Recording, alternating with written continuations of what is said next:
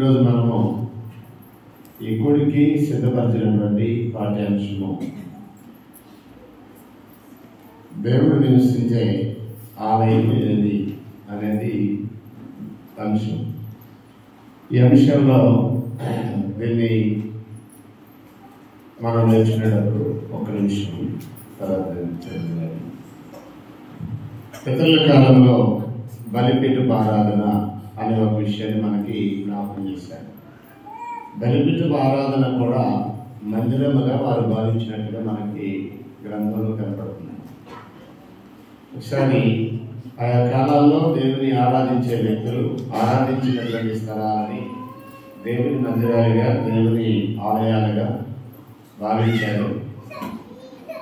అయితే నేడు దేవుడు నివసించే దేవుని ఆలయం ఏది అనేది మనం చూడబోయే పాఠ్యాంశము ఆదికాండము 28వ అధ్యాయంలో మొదటి పితరుల కాలంలో జరిగినటువంటి ఆరాధన, భక్తి,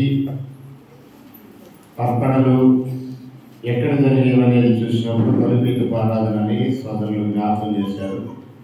దానిలో భాగంగానే 28వ అధ్యాయము ఆదికాండము మీరు 10వ వచనం నుంచి 22వ వచనం వరకు రాసుకోండి. నేనైతే 22వ వచనాన్ని చదువుతున్నాను. ఇది యాకోబు తన వివాహం నిమిత్తము లాభాన్ని ఎదగి తండ్రి చేత ఆదేశించబడి, అంటే ఇస్సాకు చే ఆదేశించబడి వెళ్ళిన సందర్భం. వెళ్ళినప్పుడు అతడు 10వ వచనం చదివినప్పుడు యాకోబు బెర్షెబా నుండి బయలుదేరి హారాను వైపు వెళ్ళి ఒక చోటుకు చేరి ప్రొద్దుగినప్పుడు అక్కడ రాత్రి నిలిచిపోయి ఆ చోటున రాళ్లలో ఒకటి తీసుకొని తనకు తలగడగా చేసుకొని అక్కడ పండుకొని ఒక రాయిని తలగడగా చేసుకొని అక్కడ మనకు కొంచెం సౌండ్ తగ్గించింది. రాయిని తలగడగా చేసుకొని అక్కడ నిద్రించినట్టుగా మనం చూస్తాం. ఆ రాత్రిని నిలిపి దానిని మందిరంగా అన్నాడు. దాన్ని బేతులని ఆ స్థలానికి పేరు పెట్టాడు. 19వ వచనం చదివినట్లయితే మరియు అతడు ఆ స్థలమునకు బేతులని పేరు పెట్టాడు. బేతులను వాటికి కింద ఫుట్నోట్స్లో దేవుని మందిరము అని అన్నాడు. 22వ వచనం మనం చదివినట్లయితే మరియు స్తంభముగా నేను నిలిపిన ఈ రాయి దేవుని మందిరము అని అన్నాడు. దేవుని మందిరమవును అని అన్నాడు. నేను స్తంభముగా నిలిపిన ఈ రాయి దేవుని మందిరమవును అన్నాడు. అంటే పితరుల కాలంలో బలిపీఠం కట్టి బలిపీఠాన్ని కూడా దేవుని మందిరముగా, ఆ స్థలానికి బేతులని పేరు పెట్టి దాని అర్థం దేవుని మందిరం అని.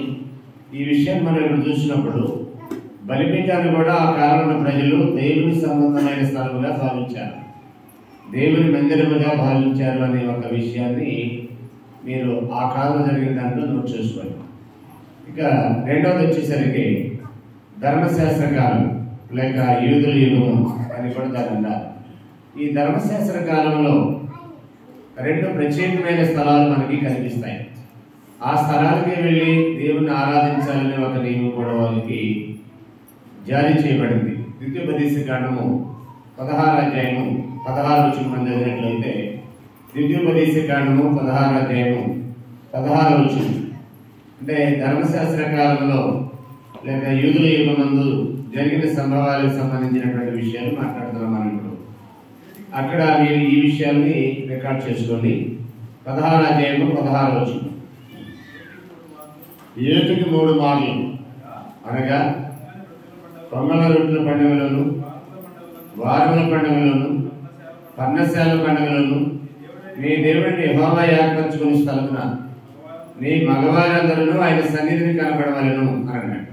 దేవుడు ఒక స్థలాన్ని ఏర్పాటు చేస్తున్నాడని మనకు అర్థమవుతుంది ఈ వచనంలో.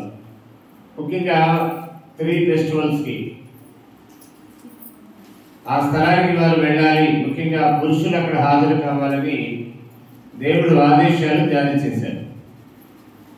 పితరుల కాలంలో అయితే ఒక నిర్దిష్టమైన స్థలం లేనప్పటికీ వారు ఎక్కడైతే బలిపీఠాన్ని కట్టి ఆరాధించారో ఆ స్థలమే దేవుని మందిరముగా వారు భావించినట్టుగా మనం చూశాం. ధర్మశాస్త్ర కాలంలో యూదుల యుగమందు అయితే వారు ఏమీ ఆలోచన చేస్తున్నారు, ఎక్కడికి వెళ్ళి ఆరాధించాలనే ఆదేశాలు పొందారు అని మనం ఆలోచన చేస్తే దేవుడు ఏర్పాటు చేసుకున్న స్థలం అన్నాడు. ఇక్కడ దేవుడు ఏర్పాటు చేసుకున్న స్థలాలు రెండు. ఒకటి ప్రత్యక్ష గుడారం. ఇది ఇశ్రాయేలీయులు అరణ్యంలో ఉండగానే దేవుడు వారికి ఒక నమూనా ఇచ్చి ఆ నమూనా ప్రకారం ప్రత్యక్ష గుడారాన్ని నిర్మించాలి అన్నాడు. ఆ గుడారంలో ఎక్కడైతే వేశారో అక్కడ దాని చుట్టూ ఇశ్రాయేలీయులు వాగ్దాన దేశానికి చేరే వరకు 40 సంవత్సరాల యాత్రలో ఏం చేసేవాళ్ళంటే ప్రత్యక్ష గుడారం చుట్టూ 4 దిక్కుల 4 ముళ్ళు 12 గోత్రాల వారు నివసించేవారు. ఈ 4 దిక్కుల నుండి 12 గోత్రాల వారు ప్రత్యక్ష గుడారానికి వచ్చి ఆరాధన చేయాలనే ఒక నియమం వారికి ఆదేశాలు వచ్చేసాయి. ఇది ఎప్పటి వరకు కొనసాగింది అంటే నాయకుడైన మోషే మరణం తర్వాత యెహోషువ నాయకత్వంలో ఇజ్రాయెల్ ప్రజలు కనాను దేశాన్ని చేరుకొని ఆ దేశాన్ని వారు భూభాగాన్ని పంచుకున్న తర్వాత 15 మంది న్యాయమూర్తులు వారిని ఏలుతారు. యెహోషువ నాయకత్వం విడిచిపోయిన తర్వాత 15 మంది న్యాయమూర్తులు వారిని ఏలుబడి చేస్తారు. 15 మంది న్యాయమూర్తుల కాలం అయిపోయిన తర్వాత పిమ్మట రాజుల కాలం ప్రారంభమైంది. దాన్ని ఐక్యరాజ్యం అన్నాడు. ఈ ఐక్యరాజ్య కాలంలో మొదటి రాజు అయిన సౌలు 40 సంవత్సరాలు ఇశ్రాయేల్ ప్రజల్ని ఏలుబడి చేస్తారు. ఆ కాలంలో కూడా వారు ప్రత్యక్ష గుడారంలోనే దేవుణ్ణి ఆరాధించారు. 15 మంది న్యాయాధిపతుల కాలంలో, యెహోషువ కాలంలో ఇశ్రాయేల్ ప్రజలకి దేవుడు నిర్మించిన ఆరాధన స్థలం ఏంటంటే ప్రత్యక్ష గుడారం. ఐక్యరాజ్యంలో రాజైన సౌలు దినాల్లో ఇజ్రాయేలీయులు ఎక్కడికి వెళ్ళి ఆరాధించాలంటే ప్రత్యక్ష గుడారానికి వెళ్ళి ఆరాధించాలి. రాజైన దావీదు కాలంలో కూడా దేవుని ఆరాధికులు ఆరాధించడానికి ఎక్కడికి వెళ్ళి ఆరాధించాలంటే ప్రత్యక్ష గుడారానికి వెళ్ళి ఆరాధించాలి. సౌలు కాలంలో మనసు ఫిలిస్తీయులు చెరగా తీసుకుని వెళ్ళినప్పుడు అదొక సామాన్యమైనటువంటి స్థలానికి ఫిలిస్తీయుల దగ్గర నుంచి చేరుకుంటుంది. ఆ సామాన్యమైన స్థలంలో ఉన్నప్పుడు దావీదుకి ఒక ఆలోచన వచ్చింది. నేనే సరజ వేషి నెలల్లో నివాసం చేస్తుండగా నా దేవుని మందిరం ఒక సాధారణ స్థలంలో ఉండటం బాగోలేదు, దానికి మంచి మందిరం కట్టాలని ఉద్దేశించాడు. ఇది సోదరులు మనకి జ్ఞాపకం చేశారు. అయితే సొలొమోను ఆ మందిరం కట్టాలని దేవుడు దావీదుకి ఆదేశాలు జారీ చేస్తాడు. కారణం ఏంటంటే నీవు యుద్ధం చేసి రక్తం ఒలికించావు, నీ చేతులు రక్తంతో నిండాయి, కాబట్టి నీవు నాకు మందిరాన్ని కట్టడానికి వెళ్ళలేదు, నీ గర్భవాసాన్ని పట్టుకునేవాడు నాకు మందిరాన్ని కడతాడని సమూయేలు 2వ గ్రంథం 7వ అధ్యాయం 14 నుంచి, దినవృత్తాంతాల మొదటి గ్రంథం 8-9 అధ్యాయం 5వ వచనం నుంచి మనం చదివినట్లయితే దాన్ని కట్టే వ్యక్తి సొలొమోను అనే విషయాన్ని దేవుడు చాలా క్లియర్గా చెప్పాడు. సొలొమోను కాలంలో ఎట్టకేకలకి ఒక మందిరాన్ని యెరూషలేములో నిర్మాణం చేయడం అనేది జరిగింది. ఆ నిర్మాణం చేసిన రోజున సొలొమోను దేవునికి మొరపెడతాడు. నిశ్చయముగా నీవు ఈ స్థలంలో నివాసం చేయను, ఆకాశం మహాకాశములు నిన్ను పట్టజాలు, నేను కట్టించిన ఈ మందిరం నీకు ఎలా పడుతుంది అన్నాడు. ఒకసారి రాజుల మొదటి గ్రంథం 8వ అధ్యాయంలో చేద్దాం. రాజుల మొదటి గ్రంథము 8వ అధ్యాయము 26వ వచనం నుంచి చదువుదాం చూడండి. రాజుల మొదటి గ్రంథము 8:26 నుండి.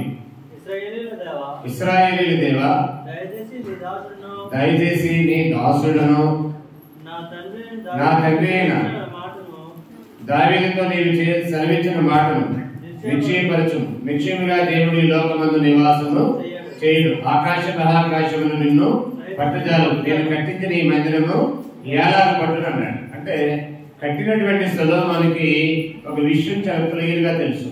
ఏంటది? ఆయన కట్టించిన మందిరము దేవుని నివాస స్థలము కాదు అని. ఆయన నివసించడానికి సొలొమోను కట్టిన మందిరం సరిపోదు అని. ఏమని, ఎందుకని అంటే ఆకాశం అయిన సింహాసనము, భూమి అయిన పాదపీఠం అన్నాయి. నేను కట్టించిన ఈ మందిరం నీకు ఎలాగో సరిపోతుంది, సో ఇందులో దేవుడు నివాసం ఉండడు. మరి దేనికి కట్టాడని ఆ మందిరము, ఎవరి కొరకు కట్టాడు ఆ మందిరం అంటే కట్టబో ఆలయము దేవుని కొరకే. అయితే ఆయన నివాసం ఉండడానిక లేక ఆయన కార్యాలు జరగడానిక అనే ఒక క్లారిటీ ఉన్నారు ప్రజలకి. దేవుని నివాసాలనిక లేక దేవుని కార్యాలు జరిగించడానిక, దైవారాధన కార్యాలు జరిగించడానిక అని మనం ఆలోచన చేస్తే అవి దైవ కార్యాలు జరిగించడానికి నిర్మితమైనటువంటి కట్టడమే కానీ దేవుడు నివసించడానికి నిర్మితమైన కట్టడము కాదు. ఎవరు చెప్పారు ఈ మాట? కట్టిన సొలొమోను అంటున్నాడు. కట్టిన సొలొమోనుకు ఒక క్లారిటీ ఉంది, కానీ పిచ్చ మందికి ఈ రోజుల్లో చాలా మందికి అర్థం కావట్లా. ఆనాటి యూదుల్లో చాలా మందికి అర్థం కాల, ఈనాడు కూడా యూదులకు చాలా మందికి అర్థం కాల.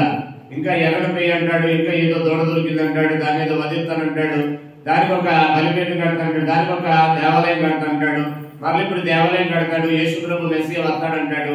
పిచ్చి పిచ్చి మాటలన్నీ మాట్లాడుతూ పిచ్చి పిచ్చి స్టోరీలన్నీ రాస్తూ దాన్ని అమెరికా నుంచి ప్రత్యేకమైన ఫ్లైట్ లో ఎర్రపైన ఒకటి తీసుకురావడం, దాన్ని యెరూషలేము టెంపుల్ ప్రాస్టిట్యూట్ సెంటర్ లో దానికి సెక్యూరిటీ ఏర్పాటు చేయడం, కొంతకాలం దాన్ని పెంచడం, తర్వాత దాని వరకు ఒక మందిరాన్ని నిర్మాణం చేయాలని అక్కడ ఆలోచన చేయడం అనే పిచ్చి పిచ్చి కార్యక్రమాలు నేటికి యూదులు చేస్తున్నారు.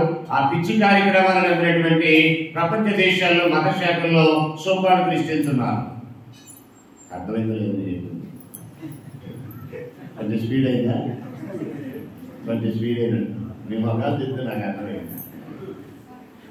యెరూషలేము దేవాలయంలో దేవుడు నివసించడానికి కాదు అది. ఆ సంగతి నేటికి యూదులకు తెలియట్లా, నేటి మతశాఖల వారికి కూడా తెలియట్లా. అందుకనే అదేదో పవిత్ర స్థలమైనట్టు యెరూషలేము యాత్ర అని ఒక పవిత్ర యాత్ర ఇస్లామీయులు ఎలాగైతే హజ్ యాత్ర చేస్తున్నారో, దర్గా అదే మన ఎక్కడ అరబ్ కంట్రీకి వెళ్ళడానికి అక్కడ ఉన్నటువంటి దర్గాని దర్శించడానికి హజ్ యాత్ర ఎలా చేస్తున్నారో, చాలా మంది క్రైస్తవులు లేకుండా క్రైస్తవులు అని చెప్పుకునే పిచ్చోళ్ళు కొంతమంది యెరూషలేము యాత్ర, హోలీ టూర్ అని, హోలీ టూరిజం అని, హోలీ ల్యాండ్ యాత్ర అని ఇలా రకరకాల యాత్రలు పెడుతున్నారు. తెలుసా మీకు? ప్రభుత్వాలు కూడా వారికి సంబంధించి కొన్ని ఫండ్స్ కూడా రిలీజ్ చేస్తున్నాయి. ఆంధ్ర, తెలంగాణ, తెలుగు రాష్ట్రాల్లో ప్రభుత్వాలు హోలీ టూరు ఫండ్ అని కొంత రిలీజ్ చేస్తుంది. వేస్ట్ కార్యక్రమాలు అవి. ఎందుకంటే ఆ మొదటి కట్టిన వాడే చెప్తున్నాడు ఇది దేవుని నివాసాలను కాదు అని. వాస్తవానికి అది కొన్ని కోట్ల ఖరీదు చేసేటటువంటి మందిరం చెప్పాడు నేటి దినాల్లో. ఎందుకంటే లారీల బంగారంతో నిర్మితమైన మందిరం అది, బంగారంతో పొదిగించబడినటువంటి మందిరం అది. నేను ఒక 20 లక్షలు పెట్టి ఇలాంటి ఒక బిల్డింగ్ కట్టడానికి 30 తిప్పులు పడుతున్నాను. కానీ ఒక దైవం ఇచ్చిన బంగారమే 7 లారీల బంగారం ఇచ్చాడు, 72,000 కేజీల బంగారం ఇచ్చాడు. లారీకి 10 టన్నులు వేసిన 7 లారీలు కావాలి ఆ బంగారాన్ని తరలించడానికి. జనవృత్తాంతాల మొదటి గ్రంథం 8-9 అధ్యాయం 1 నుంచి 14 వచనాలు చదివితే దావీదు ఎంత బంగారం ఇచ్చాడు, జనులు ఎంత బంగారం ఇచ్చారు, ఎంత బంగారంతో ఆ యెరూషలేము దేవాలయం నిర్మితమైంది అనే విషయాన్ని మనం అక్కడ చూడవచ్చు. అంత ఖరీదైనటువంటి ఆ మందిరాన్ని గురించి కట్టిన వాడు ఏం మాట్లాడుతున్నాడంటే, నిశ్చయంగా దేవుడి లోకమందు నివాసం చేయడు, ఆకాశ మహాకాశం నేను పట్టదారు, నేను కట్టించిన ఈ మందిరం ఎలాగూ పడుతుంది అన్నాడు. ఆయనే ఎలాగంటే పిచ్చోడు కదా, వెళ్ళి ఇప్పుడు కూడా అది 3 సార్లు పడగొట్టి అక్కడ ఈ మందిరం లేకపోయినా మళ్ళీ ఇప్పుడు కట్టాలని ఆలోచన యూదులు చేయటం, అక్కడ ఏది లేకపోయినా అది హోలీ ల్యాండ్ అన్నట్టుగా అది శపించబడిన ఆగ్రహ బాబు చెప్తున్నాయి. జనం ఎందుకు చెల్లించాడో కారణం చెప్తాను మీకు. రాజుల మొదటి గ్రంథం 9వ అధ్యాయానికి వచ్చేయండి. సొలొమోను మనవి చేశాడు, నువ్వైతే ఇందులో ఉండు నాకు తెలుసు, కన్ఫర్మ్ గా నో డౌట్ దేవుడి లోకంలో నివాసము చేయడు, నేను కట్టించిన ఈ మందిరం దేవుని నివాసాలను కాదు, ఆకాశ మహాకాశం నిన్ను పట్టుదలను, నేను కట్టించిన ఈ మందిరం ఎలా పట్టును అని అన్నాడు కన్ఫర్మ్ గా. అయితే ఏమని మొరపెట్టాడంటే, ఈ మందిరంలోకి వచ్చి కానీ మందిరం వైపు తిరిగి కానీ ఎవడైనా మొరపెడితే నేను కానీ నీ జనులైన ఇశ్రాయేలు కానీ వారు మొరపిని దాన్ని ఓకే చేసి వినప్పుడల్లా మీరు నాకు సహాయం చేయాలని మొరపెడతారు. 9వ అధ్యాయం దానికి రెస్పాండ్ గా దేవుడు ఏమంటున్నాడు చూడండి ఒకసారి 9వ అధ్యాయం మొదటి నుండి. సొలొమోను యెహోవా మందిరమును రాజనగరమును కట్టుటయు దాన్ని చేయుటయు ముగించిన తర్వాత గిబియోనులో ప్రత్యక్షమైనట్టు 2వ మారు యెహోవా సొలొమోను ప్రత్యక్షమై ఆయనకు ఎలాగ సెలవిచ్చెను, నా సముఖమందు నీవు చేసిన ప్రార్థన విన్నపములను నేను అంగీకరించితిని, నా నామము అక్కడ సదాకాలం ఉండుటకు నీవు కట్టించిన ఈ మందిరమును పరిశుద్ధపరిచి ఉన్నాను, నా దృష్టి నా మనసు ఎల్లప్పుడూ అక్కడ ఉన్నది. ఆయన ఉన్నాడా? ఆయన ఉన్నాడు. ఏముంటది అక్కడ? ఏం చేశాడు? ఆ మందిరాన్ని సొలొమోను యొక్క మనవిని అంగీకరించానన్నాడు. అంగీకరించిన దేవుడు ఏమన్నాడు? నేను ఈ మందిరాన్ని పవిత్రపరిచాను, పరిశుద్ధపరిచాను, నా దృష్టి అక్కడ ఉంటది, నా మనసు అక్కడ ఉంటది. అందుకనే వాడు ఎక్కడున్నా కానీ ఋషులకి ఆరాధన చేయడం అనేది ఒకటి ఉనికిలోకి వచ్చింది. ప్రత్యక్ష గుడారానికి వెళ్ళాలనేది ఎంత సత్యమో, యెరూషలేములోనికి వెళ్ళి అక్కడ వారి భక్తిని సమర్పించాలనేది కూడా అంతే సత్యం. ఒకసారి వెనకొద్దాం, దీన్ని కదపండి. రాజుల 2వ గ్రంథంలోకి వచ్చేయండి. 18వ అధ్యాయం 22వ వచనం చూడండి. రాజుల 2వ గ్రంథం 18వ అధ్యాయం 22వ వచనం చదువుతున్నారు ఒకసారి. రాజుల 2వ గ్రంథము 18:22. మా దేవుడైన యెహోవాను మేము నమ్ముకొనుచున్నామని మీరు చెప్పుదురేమో సరే, యెరూషలేమున ఈ బలిపీఠమునందు మాత్రమే మీరు నమస్కారం చేయవలెనని యూదా వారికి యెరూషలేము వారికి ఆజ్ఞయించిన హిజ్కియా అన్నాడు. రాజులు ఆజ్ఞలు జారీ చేశారు. ఏమని? దేవుడు నమ్మితే సరిపోదు, యెరూషలేమున ఈ బలిపీఠమునందు మాత్రమే మీరు దేవుణ్ణి ఆరాధించాలి. నమస్కరించడం అంటే అర్థం ఏంటి? ఆరాధించడం. అంటే ఈ ఆలోచన తరతరాలు ఎలా కొనసాగింది? తరతరాలు ఎలా కొనసాగింది? సమర స్త్రీ కూడా ఇదే ఆలోచన ఆయన అడిగింది. అయ్యా, మా పితరులు పర్వతాల మీద ఆరాధిస్తున్నారు, ఆరాధించవలసిన స్థలము యెరూషలేము కదా అని అడిగింది. యోహాను సువార్త 4వ అధ్యాయం 20వ వచనంలో. ఆయన అంటాడు, ఒక కాలం రాబోతుంది, యెరూషలేము కాదు, పర్వతాల మీద కూడా కాదన్నాడు. ఆ తర్వాత మనం ఆలోచన చేద్దాం. ఆవిడ మైండ్ ఇంటెన్షన్ ఏంటి అసలు? ఎందుకని అక్కడ యెరూషలేము అంటుంది? దేవుడు దాన్ని పవిత్రపరిచాడు, పరిశుద్ధపరిచాడు, తన మనసు అక్కడ ఉంచుతానన్నాడు. తన కనుదృష్టి అక్కడ ఉంటుంది అని అన్నాడు. నా దృష్టి, నా మనసు అక్కడ ఉంటుంది అన్నాడు. నేను దాన్ని పవిత్రపరిచానన్నాడు.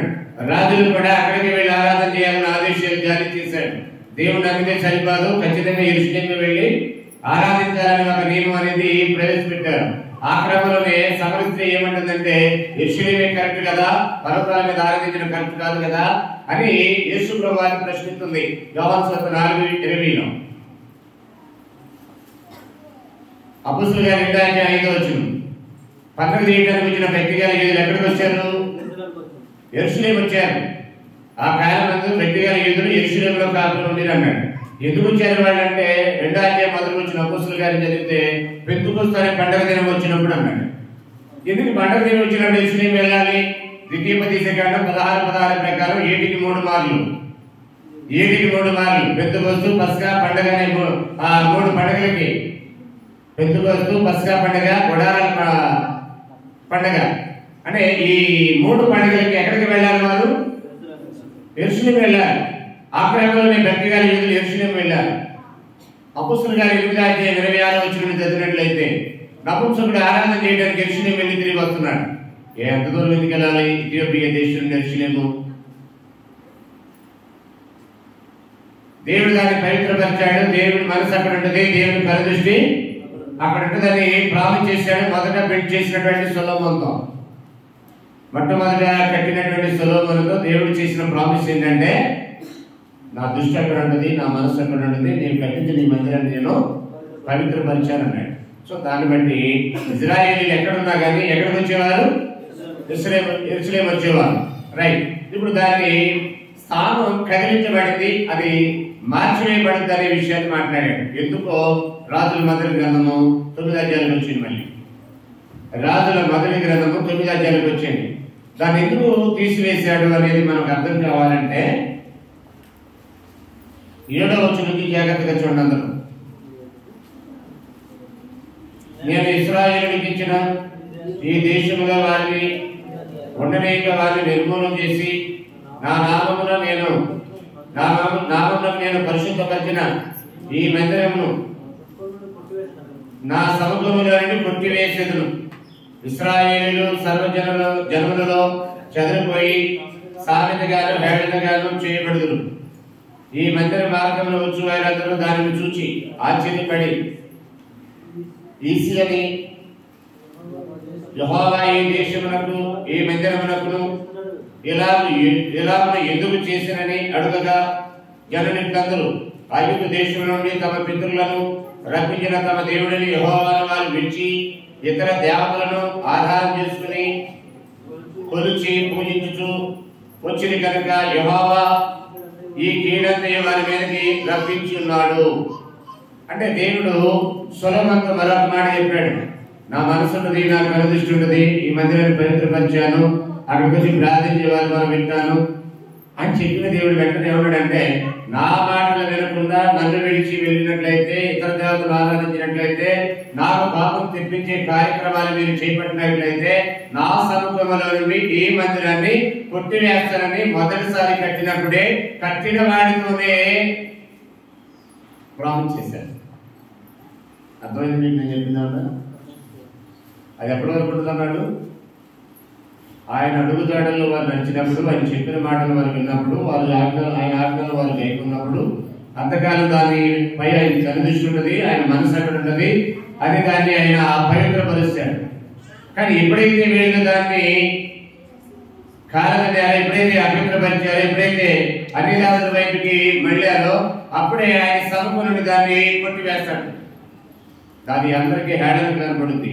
ఎందుకు ఇలా చేశాడు వారి దేవుడు ఇలాగని అడిగితే వారు ఆయన మాట వినలేదు, అందుకే దేవుడు దాన్ని ఆయన సముఖం నుండి కొట్టివేశాడు అని ప్రజల మధ్య చెప్పబడుతున్నాడు. ఇంటెన్స్ ఇచ్చాడు, ఒక ఇంట్ అనేది ఇచ్చాడు. అక్కడే యెరూషలేము దేవాలయం ఎప్పటి వరకు ఉంటుందో, ఎప్పుడు తీసివేయబడుతుందో చెప్పేశాడా? మాట్లాడాలి.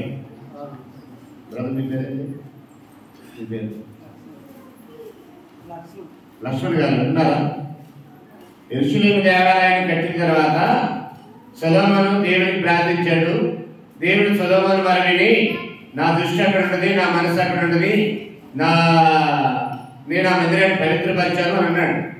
అయితే ఎప్పటి వరకు అది అలా ఉంటుంది? ఆయన మనసు ఆయన దృష్టి అది పవిత్రంగా అంటే ఆయన మాటలు వారు విన్నంత వరకు ఉంటుంది. ఎప్పుడైతే ఆయన మాటలు మీరారో అప్పుడే ఆయన సముఖంలో దాన్ని కొట్టివేస్తానని అప్పుడే చెప్పాడు. అంటే మొట్టమొదటిసారి కట్టిన సొలొమోనుకే ఈ విషయాన్ని తెలియజేశాడు. ఇది కూడా ఆ టెంపుల్కి వచ్చినటువంటి ప్రవచనం,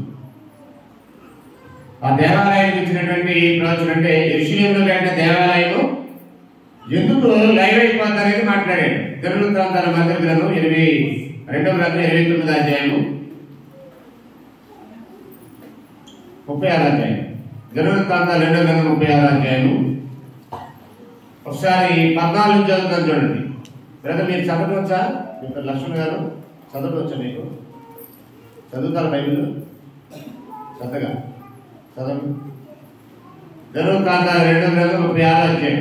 నేను అప్పుడప్పుడు ఎవరు చదవమంటాను తెలియదు, ఆడపిల్లలు కూడా చదవమంటాను. నాకు ఎవరి మీద డౌట్ వచ్చింది అనుకో, నిద్రపోతాను అనుకో, వాళ్ళు లేపడానికి వాళ్ళే చదవమంటాను. ఓకేనా? జాగ్రత్తగా మీరు చదువుతారా బ్రదరు? పెద్దగా చదవగలరా? చదవలేరా? అరే జాగ్రత్తగా అయితే దినవృత్తాంతాలు 2వ గ్రంథం 36వ అధ్యాయము 14 చూడమ్మా. అదేగాక యాజకులలోను జనులలోను అధిపతులకు వారు అన్యజనులు పూజించు హేయమైన విగ్రహములను పెట్టుకుని బహుగా ద్రోహులై యెహోవా యెరూషలేములో పరిశుద్ధపరిచిన మందిరమును అపవిత్రపరిచింది. ఏం చేశారు వాళ్ళు? దేవుడు పరిశుద్ధపరిచాడు ఆ మందిరాన్ని, సొలొమోను యొక్క మనవిని. కానీ వాళ్ళు ఏం చేశారంటే దాన్ని అపవిత్రం చేశారు. తద్వారా దేవునికి పాపం వచ్చింది. చూడండి ఏమన్నాడు 15, వారి పితరుల దేవుడైన యెహోవా తన జనుల యందును తన నివాసస్థలమందును కటాక్షం గలవాడై వారి ఎదురు తన దూతల ద్వారా వర్తమానం పంపుతూ వచ్చును. ఆయన పెద్దల గడలేచి పంపుతూ వచ్చును. వారు దేవుని దూతలను ఎగతాళి చేయొచ్చు, ఆయన వాక్యములను తృణీకరించు, ఆయన ప్రవక్తలను హింసించు రాగా నివారింప శక్తి కాకుండా యెహోవా పాపం ఆయన జనుల మీదకి వచ్చును. దేవుడు పవిత్రపరిచిన దాన్ని అపవిత్రపరిచారు కాకుండా ఆయన పట్టినటువంటి దేవదూతలని, ఆయన పట్టినటువంటి తన పరివారిని హింసించి తోలనాడి అవమానపరిచారు. తద్వారా దేవుడికి నివారింప శక్తి కానంత పాపం వచ్చింది. అప్పుడు ఆయన ఏం చేశాడు చూడండి ఒకసారి 17 వచ్చిన, ఆయన వారి మీదకి కలిగిన రాజులు పంపించగా ఎవరు రప్పించారు? ఎవరు రప్పించారు? ఎందుకు రప్పించాడు? వారికి పాపం తెచ్చాడు. అతను ఏం చేశాడు చూడండి, అతడు వారికి పరిశుద్ధ తలముగా ఉన్న మందిరంలోనే వారి యవ్వనులను ఖడ్గము చేత సంహరించాడు. ఎక్కడ జరిగింది ఈ వధ? ఎక్కడ జరిగింది ఈ వధ? ఏ దేవుడైతే ఆ మందిరాన్ని పవిత్రపరిచారని చెప్పాడో ఏ మందిరం అయితే వారికి పవిత్ర స్థలంగా భావిస్తున్నారు ఇశ్రాయేలీలు, ఆ మందిరంలోనే వధ జరిగిన రోజు యవనులందరినీ సంహరించడం జరిగింది.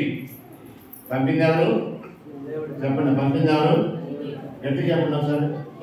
ఎవరు పంపారు? దేవుడే. గట్టి చెప్పండి. దేవుడే పంపాడు వారి మీదకి. ఎవరిని? కల్దీల రాజుని. అతను ఎవరు? నెబ్కద్నెజరు.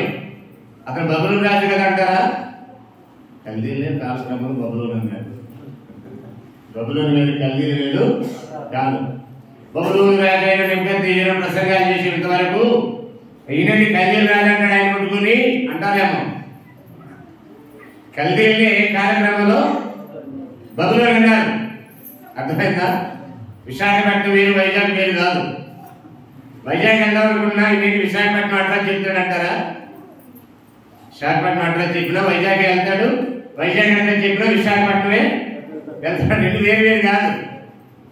మచిలీపట్నం బందర్ అంటారు.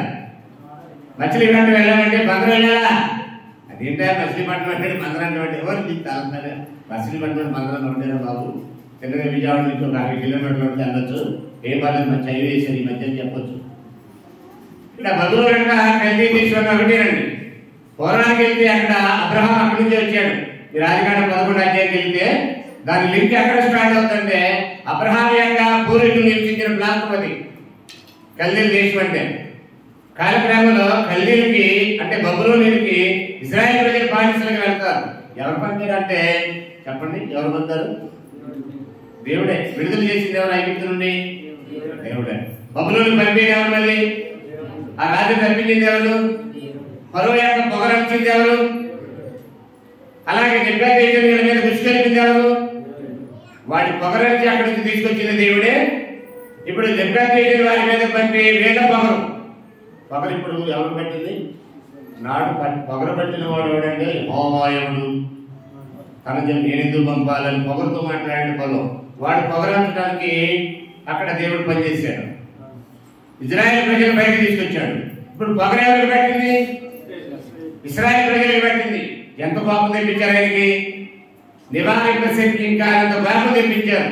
మిక్కిలి దీర్ఘశాంతపరుడు, దయాదాక్షిణ్యపరుడు ఆయన. ఎవరైనా?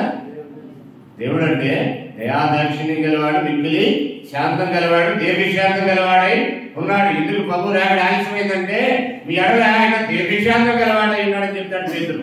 అంత దీర్ఘశాంతం గలవాడికి ఎంత కోపం వచ్చింది? మాట్లాడాలి. అమ్మా విన్నావు? ఇక్కడే ఉన్నావా?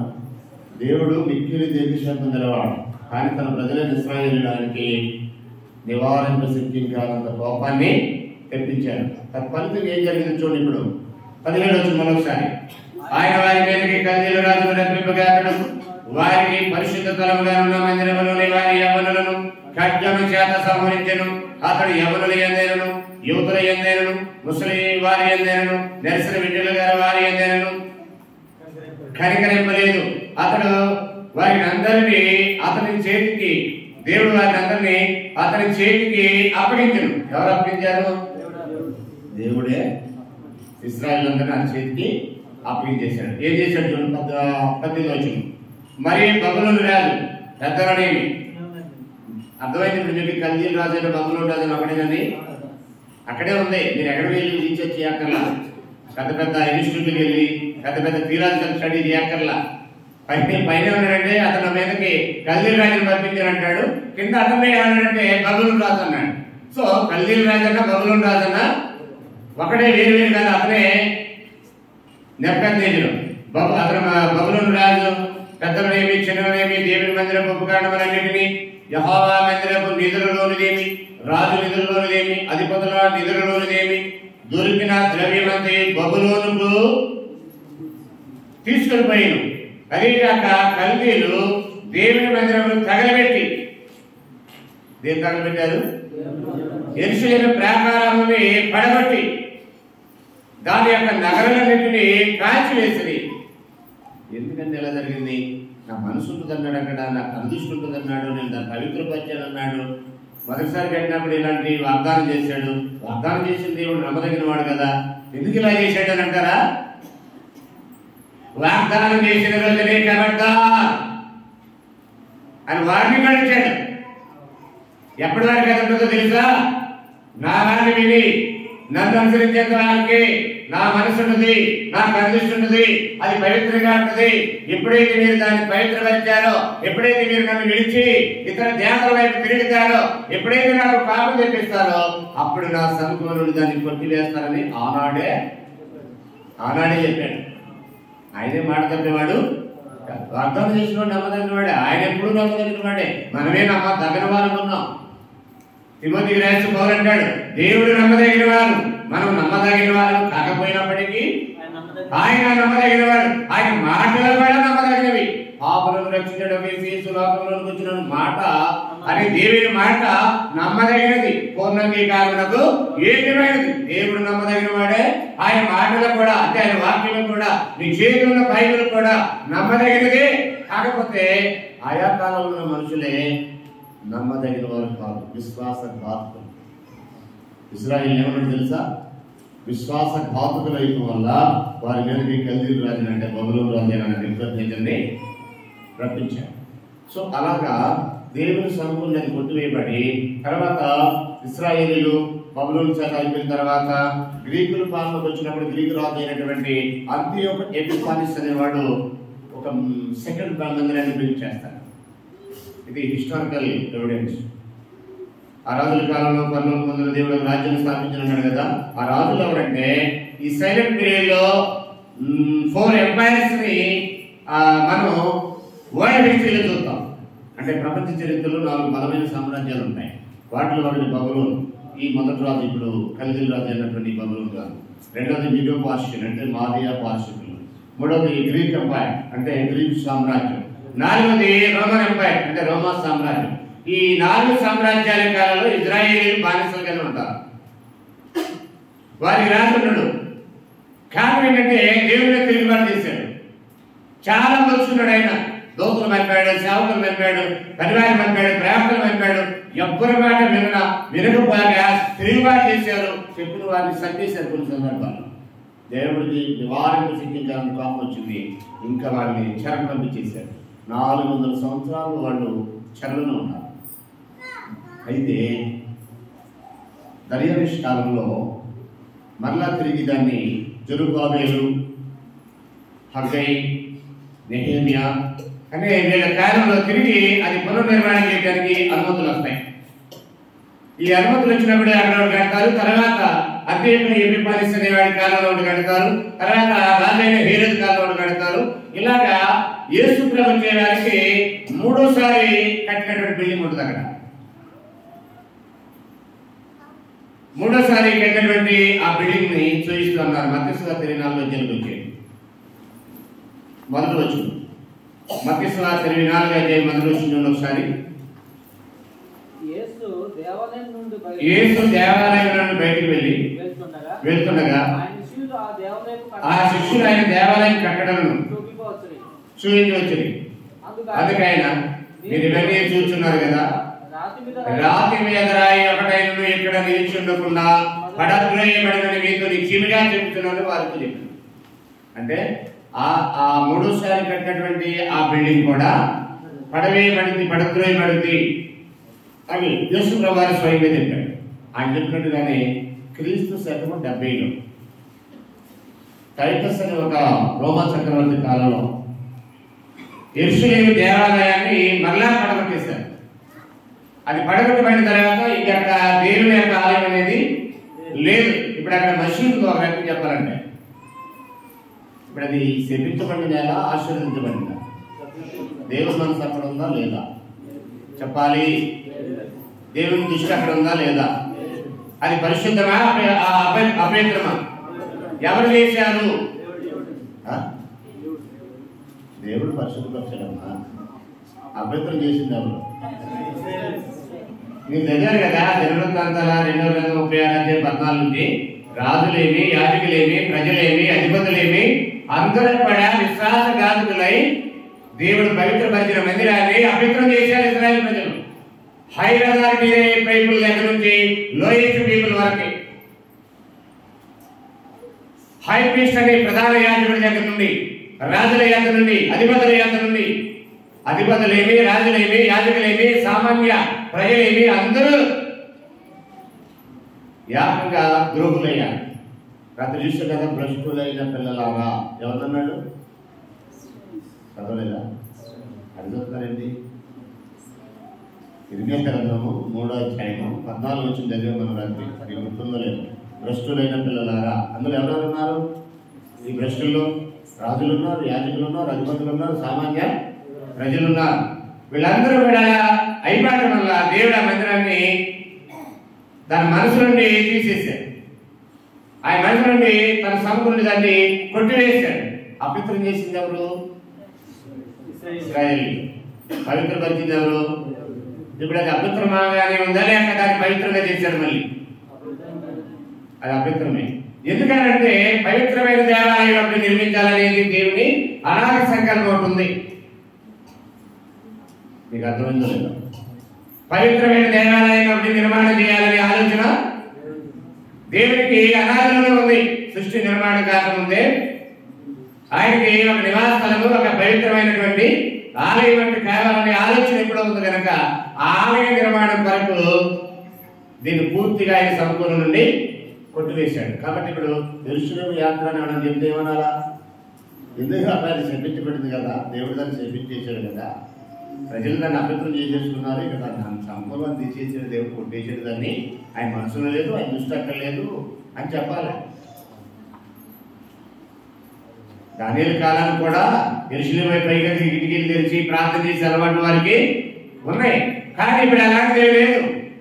ఇప్పుడు నూతన యెరూషలేము ఏర్పాటు చేశాడు, పరలోక యెరూషలేము ఏర్పాటు చేశాడు. ఇంకా పాలస్తీనా యెరూషలేము ఏడుతావేంటి? ఈ గ్రంథం అర్థం కాక ఇంకా పాలస్తీనా యెరూషలేము అంటున్నాం. పరలోక యెరూషలేము ఒకటి ఎస్టాబ్లిష్ చేస్తున్నాడు. ఇప్పుడు ఎవడైనా అక్కడికి రావాలా?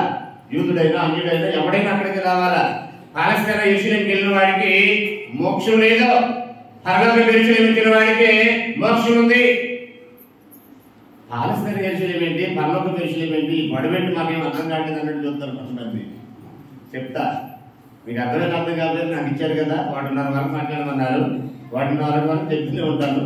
కంగారు పడకండి. పాలస్తీనా యెరూషలేముకి పరలోక యెరూషలేముకి ఉన్న వ్యత్యాసం ఏంటనేది ఈనాటి చాలా మంది హై క్లాస్ బోధకులకు అర్థం కాని మిస్టరీ, కార్పొరేట్ బోధకులకు అర్థం కాని మిస్టరీ, లక్షలాది మంది ఫాలోవర్స్ ఉన్నటువంటి వారికి అర్థం కాని మిస్టరీ ఇది. అందుకే దళితులు ఇప్పుడు కూడా అక్కడికి యెరూషలేము యాత్రను అక్కడికి వెళ్తున్నారు. వాళ్ళకి అర్థమైతే శపించబడినానికి ఇప్పుడు ఎందుకు దండగా? ఎక్కడికి వెళ్ళాలి? దీవించబడినటువంటి ఆలయం ఉంటుంది. ఆ దీవించబడిన ఆలయానికి వెళ్ళాలి. కానీ శపించబడిన ఆలయం ఏముంది అక్కడ? మొత్తం రాలిపోతుందని చెప్పి తెలుసుకోవాలి. రాతి మీద రాయి ఒకటి కూడా అక్కడ ఉండదు అన్నాడు. అమ్మా కాలం వచ్చినది, ఆ కాలం మంది యెరూషలేములోనైనను పర్వతాల మీద మీరు తండ్రిని ఆరాధించండి అంత క్లియర్ కట్ గా చెప్పిన తర్వాత కూడా మళ్ళీ అక్కడికి వెళ్తామంటారు. దళితులుగా ఏమనాలని చెప్పండి? అర్థం కాలేదా? అన్నాడు కదా ఆయన. చూడండి ఒకసారి, కొంతమందికి అనుమానం ఉంది. ఎందుకు అలా అనుమానం చెప్తాం? యోహాను సువార్త 4వ అధ్యాయం 20 వచ్చిన చదువుతాం చూడండి. యోహాను సువార్త 4వ అధ్యాయం. ఇది సమర స్త్రీకి యేసు ప్రభువారికి మధ్యనటువంటి జరిగిన కాన్వర్సేషన్. ఇది ఈ కాన్వర్సేషన్ లో టెంపుల్ గురించినటువంటి ప్రస్తావన వచ్చింది. ఏం మాట్లాడారు ప్రభువారు చూద్దాం ఒకసారి. ఆవిడ అడిగిన ప్రశ్న ఏంటి, ప్రభు ఇచ్చిన సమాధానం ఏంటి? చదువుదాం. 4వ అధ్యాయం 20 వచ్చిన చదువుతాం చూడండి.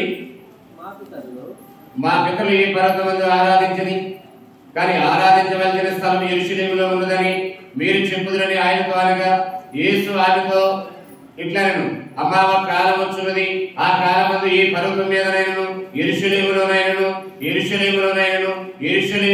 మీరు తండ్రిని ఆరాధింపరు అన్నాడు. అంటే యెరూషలేములో ఆరాధించడం ఆగిపోతున్నాడా? అసలు ఆ యెరూషలేము దేవాలయం కూడా పడగొట్టబడుతున్నాడా? మత్తయి సువార్త 24వ అధ్యాయం ఏమన్నాడు? రాతి మీద రాయి ఒకటి కూడా ఉండదు అన్నాడు. యోహాను సువార్త 4వ అధ్యాయం ఏమన్నాడు? అక్కడ ఆరాధించడం ఆగిపోతే అని అన్నాడు. అంత క్లియర్ చెప్పిన తర్వాత అక్కడ ఏదో ఉంది, ముందుంది, మాకుంది, నీరుంది, హోలీ వాటర్, హోలీ మన హోలీ డస్ట్ అని దళితులు అక్కడ నుంచి ఈ మట్టి మాకు నీరు తెచ్చి అమ్ముకుంటున్నారు. ఆ వ్యాపారస్తులు కదా, సేవకులు కాదు కదా, వ్యాపారస్తులు కనుక ప్రజలు అమాయకత్వాన్ని సోలు చేసుకుంటున్నారు. నువ్వు యేసుప్రభు నడిచిన పాదాలకు పెట్టిన భూమి అంటే అక్కడ తెచ్చిన మట్టి అంట, అది తీసుకుంటే మనకేదో కలిసి వస్తుంది. వ్యాపారం నది అంట, అక్కడ పరిశుద్ధ మాట హోలీ రివర్ అంటని హోలీ రివర్ వాటర్ అంట, హోలీ వాటర్ అంట అని యాత్రలో ఉన్న మురికి నీళ్ళు తీసుకొస్తే ఆ మురికి నీళ్ళు ఏదో ఉందని తాగుచేస్తున్నారు ఈ జనం. అది మురికి నీళ్ళు అండి, యాత్ర నది. అది హోలీ వాటర్ వదిలిపెట్టి దళితుడు. ఒకరోజు నైమన్ అన్నాడు, యాత్ర నదులకి 7 సార్లు మనగా ఎలీషా చెప్తే మా దేశం ఎంతకంటే శ్రేష్టమైన నదులు ఉన్నాయి అన్నాడు. ఆడు తెలుసు, ఎలీషా నైమానికి తెలుసు అక్కడ మురికి వాటర్ వస్తుంది అక్కడని. మా దేశంలో దానికంటే మంచి వాటర్ ఉన్నాయి అని అంటున్నాడు. పిచ్చోళ్ళు చాలా మంది, నన్ను కూడా పెద్దావిడ ఉంది, నేను బాప్టిజం పొందాలనుకుంటున్నాను, ఫ్లైట్ టికెట్లు బుక్ చేస్తున్నాను, మరి ఇప్పుడు పాలస్తీనా వెళ్ళాలి, యాత్ర దగ్గరికి వెళ్ళి అక్కడ బాప్టిజం పొందాలనుకుంటున్నాను, ఇద్దరికి టికెట్లు బుక్ చేస్తాను అంది.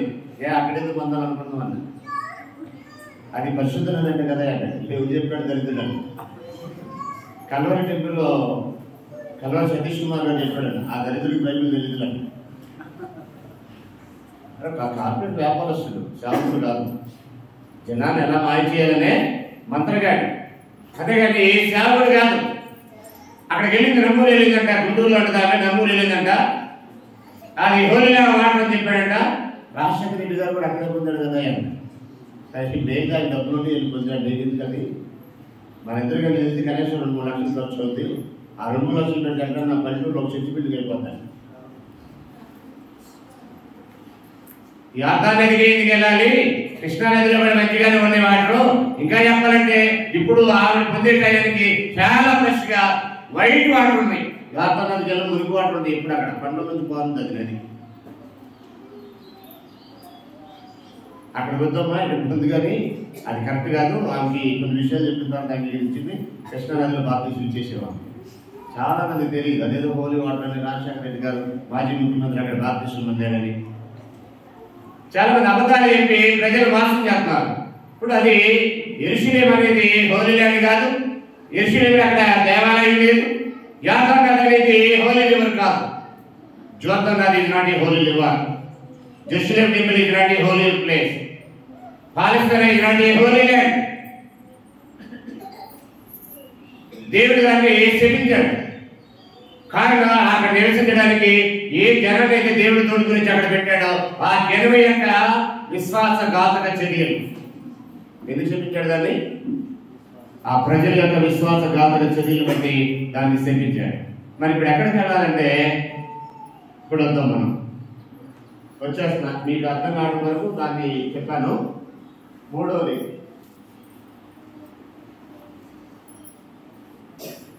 క్రైస్తవ కాలం. మీకు అర్థం అవ్వాలంటే జగమాన్ కూడా రాసుకోండి బ్రాకెట్లో.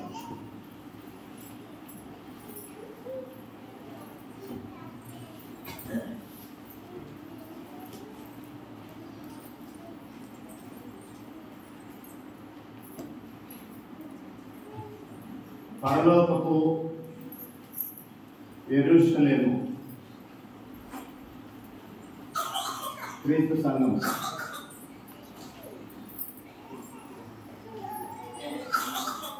ఇదే దేవుని నివాసస్థలము అని కూడా రాసుకోండి. పరలోక యెరూషలేము అండి, క్రీస్తు సంఘమే పరలోక యెరూషలేము. నేడు దేవుడు నివసించే ఆలయము క్రీస్తు సంఘం.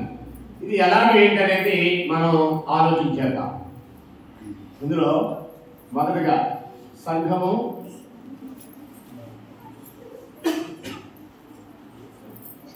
దేవుని ఆలయము అన్నారు. చదువు ఒకసారి. ఎఫెసీయులకు రాసిన పత్రిక 2వ అధ్యాయము 19 నుంచి 21-22 ఆఖరు వచ్చిన వారికి చూసినట్లయితే, కాబట్టి మీదట పరజనులను పరదేశులై ఉండక దేవుని నివాస స్థలము అన్నాడు. నివాస స్థలము చదవము. కాబట్టి మీరు మీదగా పరజనులు పరదేశులై ఉండక పరిశుద్ధులతో ఏకపట్నస్తులను దేవుని ఇంటి వారులై ఉన్నారు. క్రీస్తు ముఖ్యమైన మూలరాయి ఉండగా అపోస్తలులు ప్రవక్తలు వేసిన పునాది మీద మీరు కట్టబడి ఉన్నారు. ప్రతి కట్టడం ఆయనలో చక్కగా అమర్చబడి ప్రభునందు పరిశుద్ధమైన దేవాలయమునకు వృద్ధి పొందుతున్నది అన్నాడు.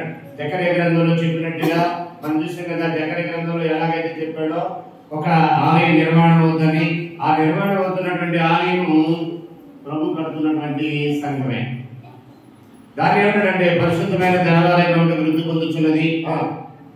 22 వరకు ఆయనలో మీరు కూడా ఆత్మమూలంగా దేవునికి నివాసస్థలమైనదిగా కట్టబడుతున్నారు అన్నాడు. అంటే ఇప్పుడు ఎవరు దేవుని నివాసస్థలము? ఎక్కడ ఆయన నివాసం ఉంటాడు? సంఘమే దేవుని ఆలయం అనడానికి చాలా వచనాలని కొన్ని మనం ఆలోచించినట్లయితే కొరింథీయులకు రాసినటువంటి మొదటి పత్రిక 3వ అధ్యాయము 16వ వచనం. సంఘము దేవుని ఆలయము అన్నాడు. మీరు దేవుని ఆలయమై ఉన్నారని అన్నాడు. ఎవరు రాస్తాడు ఈ పత్రిక? కొరింథీయులో ఉన్న సంఘానికి 1:1-2 వచనాలు చదివినప్పుడు కొరింథీయులో ఉన్న దేవుని సంఘమును కనుక క్రీస్తు యేసునందు పరిశుద్ధపరచబడిన వారే పరిశుద్ధులుగా ఉండ పిలువబడిన వారికి రాస్తున్న పత్రిక రాస్తూ 3వ అధ్యాయం 16వ వచనంలో ఏమన్నాడు? వారిని దేవుని సంఘమే దేవుని యొక్క ఆలయం. 2వ వచనంలో 1వ అధ్యాయం 2వ వచనంలో దేవుని సంఘానికి రాస్తున్నాడు. 3వ అధ్యాయం 16వ వచనంలో వారిని దేవుని ఆలయం అన్నాడు. అంటే దేవుని సంఘమే దేవుని యొక్క ఆలయము అని చెప్తున్నాడు. తర్వాత 6వ అధ్యాయము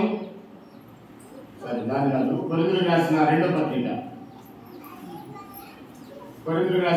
పత్రిక 6వ అధ్యాయం 16-18 వచనాలు చూడండి. కొరింథీయులకు రాసిన 2వ పత్రిక 6వ అధ్యాయం 16-18 వచనాలు. దేవుని ఆలయమునకు విగ్రహములతో ఏం పొందిక? మనము జీవము గల దేవుని ఆలయమై ఉన్నాము. జీవము గల దేవుని ఆలయం.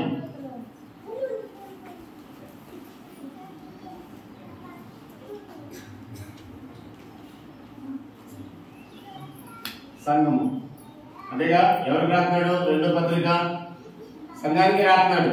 ఏమన్నాడు? వారిని జీవం గల దేవుని ఆలయం అన్నాడు. మీరు దేవుని ఆలయం అన్నాడు.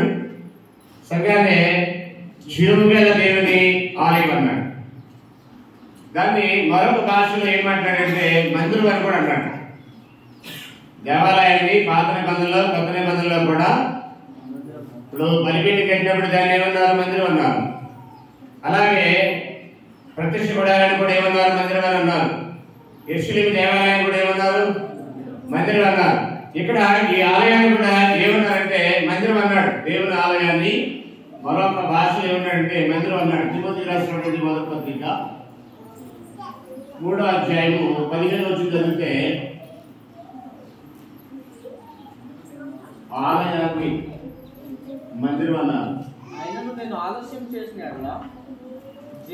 దేవుని మందిరంలో అనగా జీవం గల దేవుని సంఘంలో. అంటే ఇక్కడ కూడా మళ్ళా సంఘాన్ని దేవుని మందిరంలో అనగా జీవం గల దేవుని సంఘంలో అన్నాడు. జీవం గల దేవుని సంఘమే జీవం గల దేవుని ఆలయం. జాగ్రత్త చూడాలి ఈ మాట. 3:17లో తిమోతికి రాసి అన్నాడంటే సంఘాన్ని జీవం గల దేవుని మందిరం అన్నాడు. కొరింథీయులకు రాసిన 2వ పత్రిక 16-18లో ఏమన్నాడంటే సంఘాన్ని జీవం గల దేవుని ఆలయం అన్నాడు. జీవం గల దేవుని ఆలయం అన్నా జీవం గల దేవుని మందిరం అన్నా ఒకటే. సంఘాన్ని జీవం గల దేవుని ఆలయం అన్నాడు. సంఘాన్ని జీవం గల దేవుని మందిరం అని అన్నాడు. దేవుని మందిరం అనగా జీవం గల దేవుని సంఘములో జీవం గల దేవుని సంఘం అన్నా జీవం గల దేవుని ఆలయం అన్నా దేవుని మందిరం అన్నా వేరు వేరు కాదు, అన్ని ఒకటే. మరికొన్ని వచనాలు దీనికి సంబంధించి మీరు చూస్తే పేతురు రాసినటువంటి మొదటి పత్రిక 2వ అధ్యాయము 5-6 వచనాలు మనం చదివితే మీరు ఆత్మ సంబంధమైన మందిరముగా కట్టబడుచున్నారు అని అంటాడు. ఒకసారి ఆ మాటలు కూడా చూడండి. యేసుక్రీస్తు ద్వారా దేవునికి అనుకూలములకు ఆత్మ సంబంధమైన బలులర్పించుటకు పరిశుద్ధ యాజకులుగా ఉన్నట్లు మీరు సజీవమైన రాయవలె ఉండి ఆత్మ సంబంధమైన మందిరముగా కట్టబడుచున్నారు అన్నాడు. ఎవరు కట్టబడేది? సంఘమే. సంఘమే ఆత్మ సంబంధమైనటువంటి మందిరముగా కట్టబడుతున్నారు అన్నాడు. సో నేను ఇంకా ఈ విషయంలో లోతుగా వెళ్ళదలుచుకోలేదు. సింపుల్ గా ఒక విషయం ఏం చెప్తానంటే సంఘము అంటే క్రీస్తు స్వరక్తమిచ్చి సంపాదించిన సంఘము, ఏదైతే ఉందో అది జీవం గల దేవుని ఆలయమై ఉన్నది. ఇక్కడ పాత నిబంధనలో పితరుల కాలంలో వచ్చేసరికి బలిపీఠాన్ని కట్టి అక్కడ దేవుని మందిరం ఉన్నారు. ఇజ్రాయేల్ కాలంలోకి వచ్చేసరికి యూదుల కాలంలో ప్రత్యక్ష గుడారాన్ని దేవుని మందిరం ఉన్నాడు. యెరూషలేము దేవాలయం దేవుని మందిరం ఉన్నాడు. ఇక్కడికి వచ్చేసరికి దేవుడు అనాదిలో సంకల్పించినటువంటి నిజమైన దేవుడు నివసించే దేవుని మందిరం, దేవుని ఆలయము, దేవుని నివాస స్థలము సంఘం. దేవుని నివాస స్థలము సంఘం, దేవుని మందిరము సంఘం, దేవుని ఆలయం సంఘం. సంఘాన్నే పాత నిబంధనలో ఆ పదాలన్నీ వేటికి వాడారో వాటన్నిటిని ఎక్కడ నుంచి ఇంక్లూడ్ చేశాడంటే సంఘానికి ఇంక్లూడ్ చేశాడు. అంటే షాడో, ఇది నిజ స్వరూపం. అదంతా కూడా ఛాయారూపకమైనటువంటి మందిరాలు. ఇవి నిజమైన మందిరాన్ని చూపించడానికి వాడినటువంటి పద ప్రయోగాలు. అర్థమైందని చెప్తున్నాను మీకు. ఇటున్న వాళ్ళకి ఏమైనా అర్థమైందా? ఇక్కడ మందిరం అంటే ఏంటి? బలిపీఠం. ఇక్కడ మందిరం అంటే ఏంటి? ప్రత్యక్ష గుడారం, యెరూషలేము దేవాలయం. ఇక్కడ మందిరం అంటే ఏంటి? క్రీస్తు సంఘం. క్లియర్గా అర్థం చేయాలి. అదేంటంటే మేము ఇప్పుడు ఇంత కష్టపడి ఇది కట్టుకున్నాం కదా, ఇది మందిరం అనుకుంటున్నాం మేము అంటారా? పోనీ ఇంత కష్టపడి చాలా డబ్బులు ఖర్చు పెట్టి మేము కూడా చాలా కష్టపడి పనులు చేసాం, ఇది మందిరం అనుకుంటున్నాం మేము, ఈ బిల్డింగ్ మందిరం అనుకుంటుంది మేము అని అంటారా? ఇక్కడ బిల్డింగ్ ని మందిరం అనలేదు. క్రొత్త నిబంధనలో సంఘానికి మందిరం అన్నాడు. ఒక కట్టడాన్ని మందిరం వల్ల భౌతికమైన కట్టడం మందిరము కాదు. సంఘం అనే దేవుని ఆలయం కూడుకునే ఒక స్థలం ఇది. దేవుని మందిరం కూడుకునే స్థలం ఇది. ఇది మందిరం కాదు, మందిరం ఇక్కడ కూడుకుంటుంది. ఈ బిల్డింగ్ లో మందిరం కూడుకుంటుంది. ఈ బిల్డింగ్ లో దేవుని ఆలయం కూడుకుంటుంది. ఈ బిల్డింగ్ లో దేవుని నివాస స్థలమైనటువంటి ప్రజలు కూడుకుంటారు. సంఘం కూడే ఒక స్థలమే కాదు ఇది. దేవుని నివాస స్థలం ఇది కాదు. దేవుని మందిరము ఈ బిల్డింగ్ కాదు. దేవుని ఆలయము ఈ బిల్డింగ్ కాదు. దేవుని నివాస స్థలము, దేవుని మందిరము, దేవుని ఆలయం ఏంటి? సంఘమే దేవుని యొక్క నివాస స్థలం, సంఘమే దేవుని యొక్క ఆలయం, సంఘమే దేవుని యొక్క మందిరం. అంతేగాని భౌతికమైన కట్టడం కాదు. పరిశుద్ధమైనటువంటి కట్టడం ఏంటంటే సంఘం. ఏమన్నాడు? కొరింథీయులకు రాసిన మొదటి పత్రిక 1:2 కొరింథీయులకు రాసిన మొదటి పత్రిక 1:2. కొరింథీయులలో ఉన్న దేవుని సంఘమునకు అనగా క్రీస్తు యేసునందు పరిశుద్ధపరచబడిన వారై పరిశుద్ధులుగా ఉండడానికి పిలువబడిన వారికి శుభమని చెప్పి రాయినది అని అన్నాడు. అంటే పరిశుద్ధులుగా ఉండడానికి పిలువబడిన వారు ఈ దేవుని ఆలయం. అంటే ఇప్పుడు చెప్పండి, నాడు దేవుడు పరిశుద్ధపరిచింది ఎవరిని? యెరూషలేములో ఉన్నటువంటి దేవాలయాన్ని. చదివాం కదా మనం. రాజుల మొదటి గ్రంథం 9వ అధ్యాయం మొదటి నుంచి కొన్ని వచనాలు చదివినప్పుడు ఏమర్థమైంది? నేను ఆ మందిరాన్ని పవిత్రపరిచాను అన్నాడు. ఏ మందిరాన్ని? సొలొమోను కట్టిన మందిరాన్ని. నేడు దేవుడు పవిత్రపరిచింది ఎవరిని? నేడు దేవుడు పవిత్రపరిచిన మందిరం ఏంటి? క్రీస్తు యొక్క సంఘం. అర్థమైందో లేదో? నాడు మందిరం ఏ మందిరాన్ని పవిత్రపరిచాడు? మీరు చెప్పండి అమ్మా. ఈ కాలంలో దేవుడు పవిత్రపరిచిన మందిరం ఏంటి? యెరూషలేము. గట్టి చెప్పండి. యెరూషలేము చెప్పండి. యెరూషలేము దేవాలయం. సొలొమోను కట్టినటువంటి మందిరాన్ని దేవుడు పవిత్రపరిచాడని చెప్పాడు కదా. చెప్పాడా? వచ్చినప్పుడు ఇంకో విషయం చేస్తాను, నేను చెప్తానండి. సొలొమోను కట్టిన మందిరాన్ని దేవుడు ఆశీర్వదించాడు, అని దీవించాడు, పవిత్రపరిచాడని ఆయన చెప్పాడు. ఎక్కడ చెప్పాడు? వచ్చిన చెప్తాను నేను. అందరూ చేస్తాను నీ లైఫ్లో.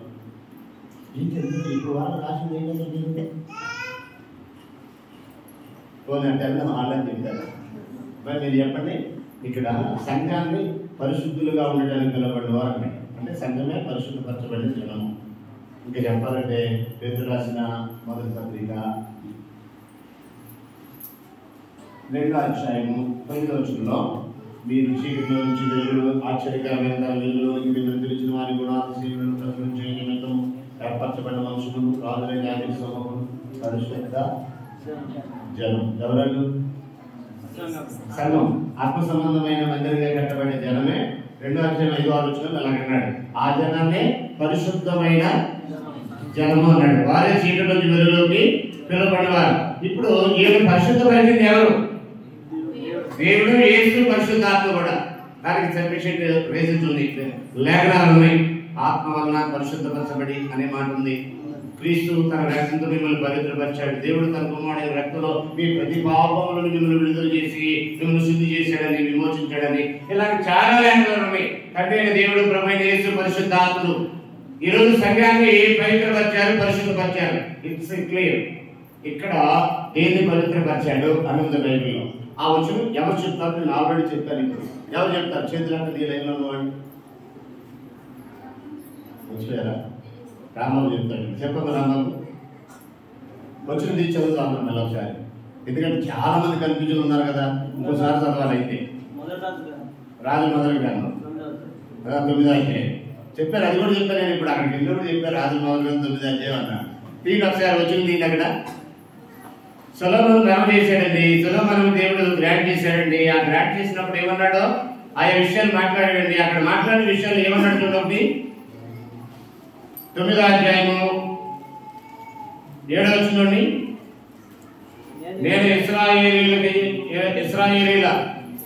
ఇచ్చిన ఈ దేశంలో వారిని ఉండనీయక వారిని నిర్మూలన చేసి నా నామమునకు నేను పరిశుద్ధపరిచిన ఏ మందిరమును అన్నాడు. ఈ విషయాన్ని జరుగుతాం 2వ గ్రంథంలో కూడా చదువుతాం. చూడండి ఒకసారి 36వ అధ్యాయము 14 వచ్చి చూడండి ఒకసారి. 14 కాదు, 14 చూడండి ఒకసారి. ఇది కాక యాజకులను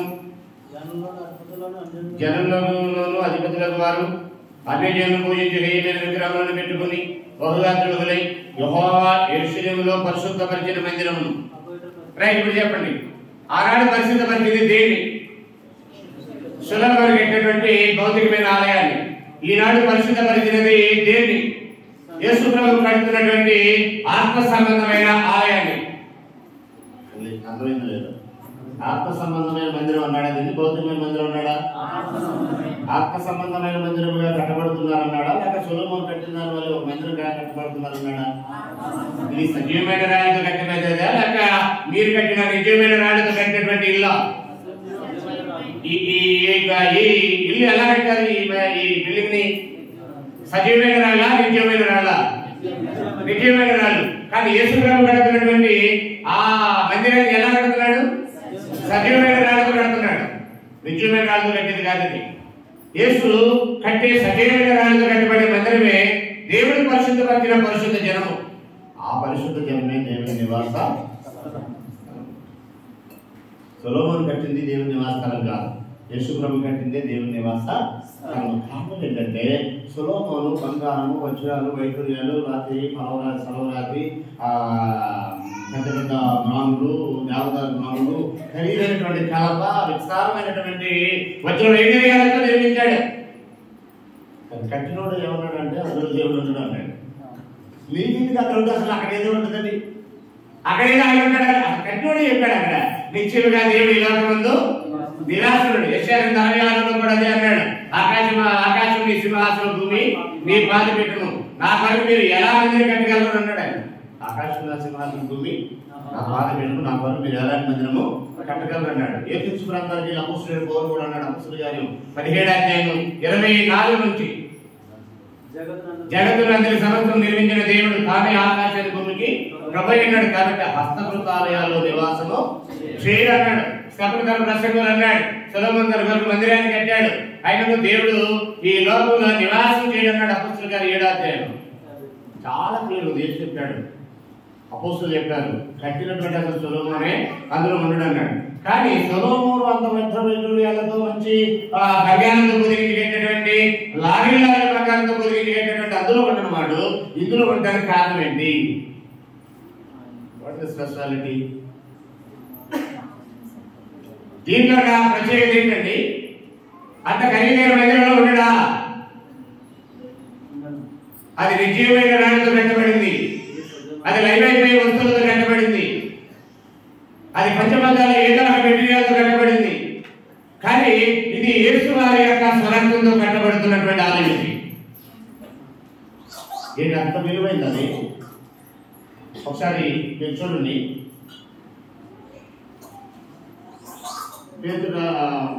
ప్రకటన గ్రంథము 5వ అధ్యాయము 9, 10 వచనాలు, అపోస్తుల కార్యములు 20వ అధ్యాయము 28వ వచనం. ఈ ఆలయము క్రీస్తు రక్తముతో కొనబడిన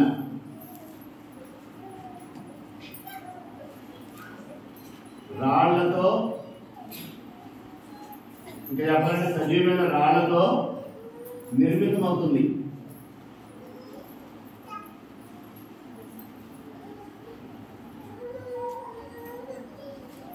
ఇది దీని యొక్క ప్రత్యేకత.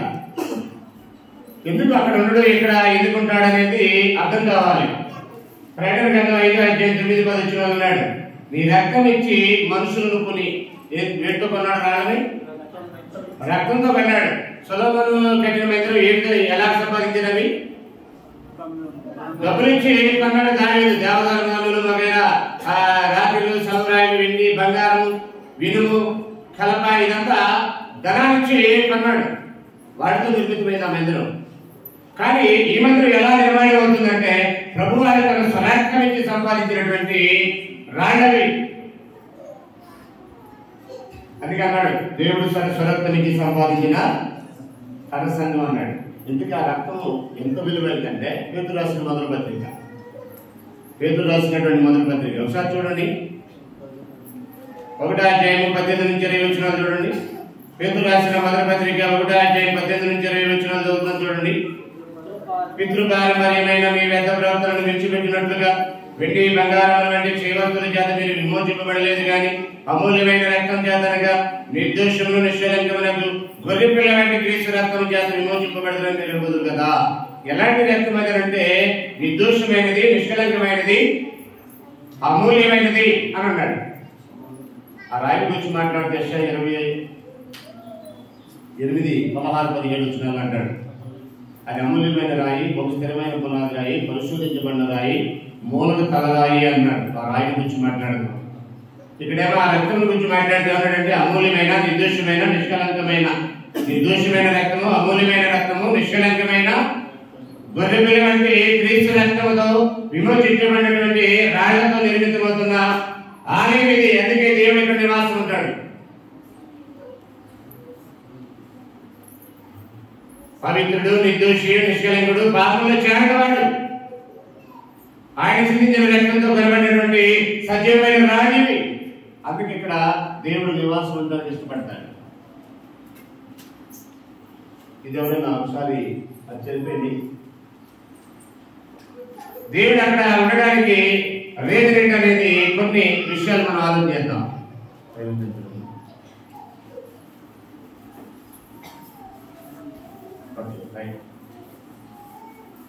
మరొక 30 minutes ఉంది. 30 minutes లో కొన్ని ప్రాముఖ్యమైన విషయాలు. ఇక్కడ దేవుడు ఎందుకు ఇక్కడే నివాసం ఉన్నాడు అర్థమైందా? సొలొమోను కట్టిన మందిరంలో ఎందుకు ఉండలేదు? యేసు ప్రభు కడుతున్న మందిరంలో ఎందుకు ఉంటాడు? సొలొమోను కట్టిన ఆలయంలో ఎందుకు ఉండడు? యేసు కడుతున్నటువంటి ఆలయంలో ఎందుకు ఉంటాడు? అర్థమైందా? క్రీస్తు సంఘంలోనే దేవుడు ఎందుకు నివాసం ఉంటాడు అర్థమైందా? మీకు ఇక్కడ ఒక క్లారిటీ ఇస్తాను అక్కడికి వెళ్ళే ముందు. ఒకసారి చూడండి, 6వ రాష్ట్రంలోని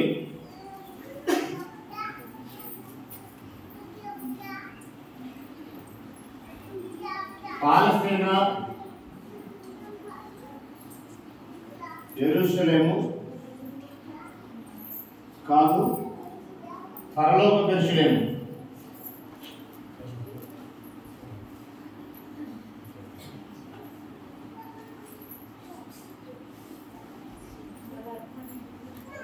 దేవుని నివాసము.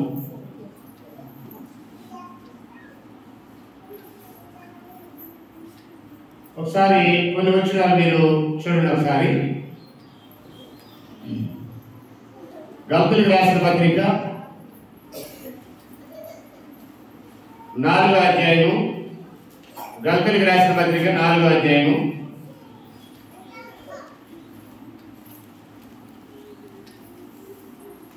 దీన్ని ఇక్కడ పైనున్న యెరూషలేము అన్నాడు. చదువుతాం చూడండి ఒకసారి.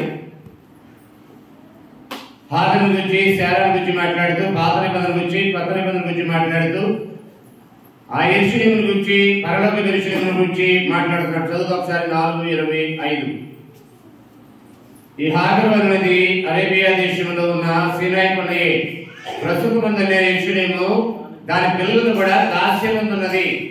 దాస్యంలో ఉందా, విడిపింపబడిందా యెరూషలేము? అది దాస్యంలో ఉన్నది. చదువులో కింద చూడండి. అక్కడ కనుక ఆ నిబంధన దానికి దీటైనది. పాత నిబంధన దానికి సంబంధించినటువంటి పాలిస్తానాలు ఉన్నటువంటి యెరూషలేము హాగరుకి దీటైనది అన్నాడు. అయితే పైనున్న యెరూషలేము స్వతంత్రంగా ఉన్నది. ఎంత కలిపి 4, 25, 26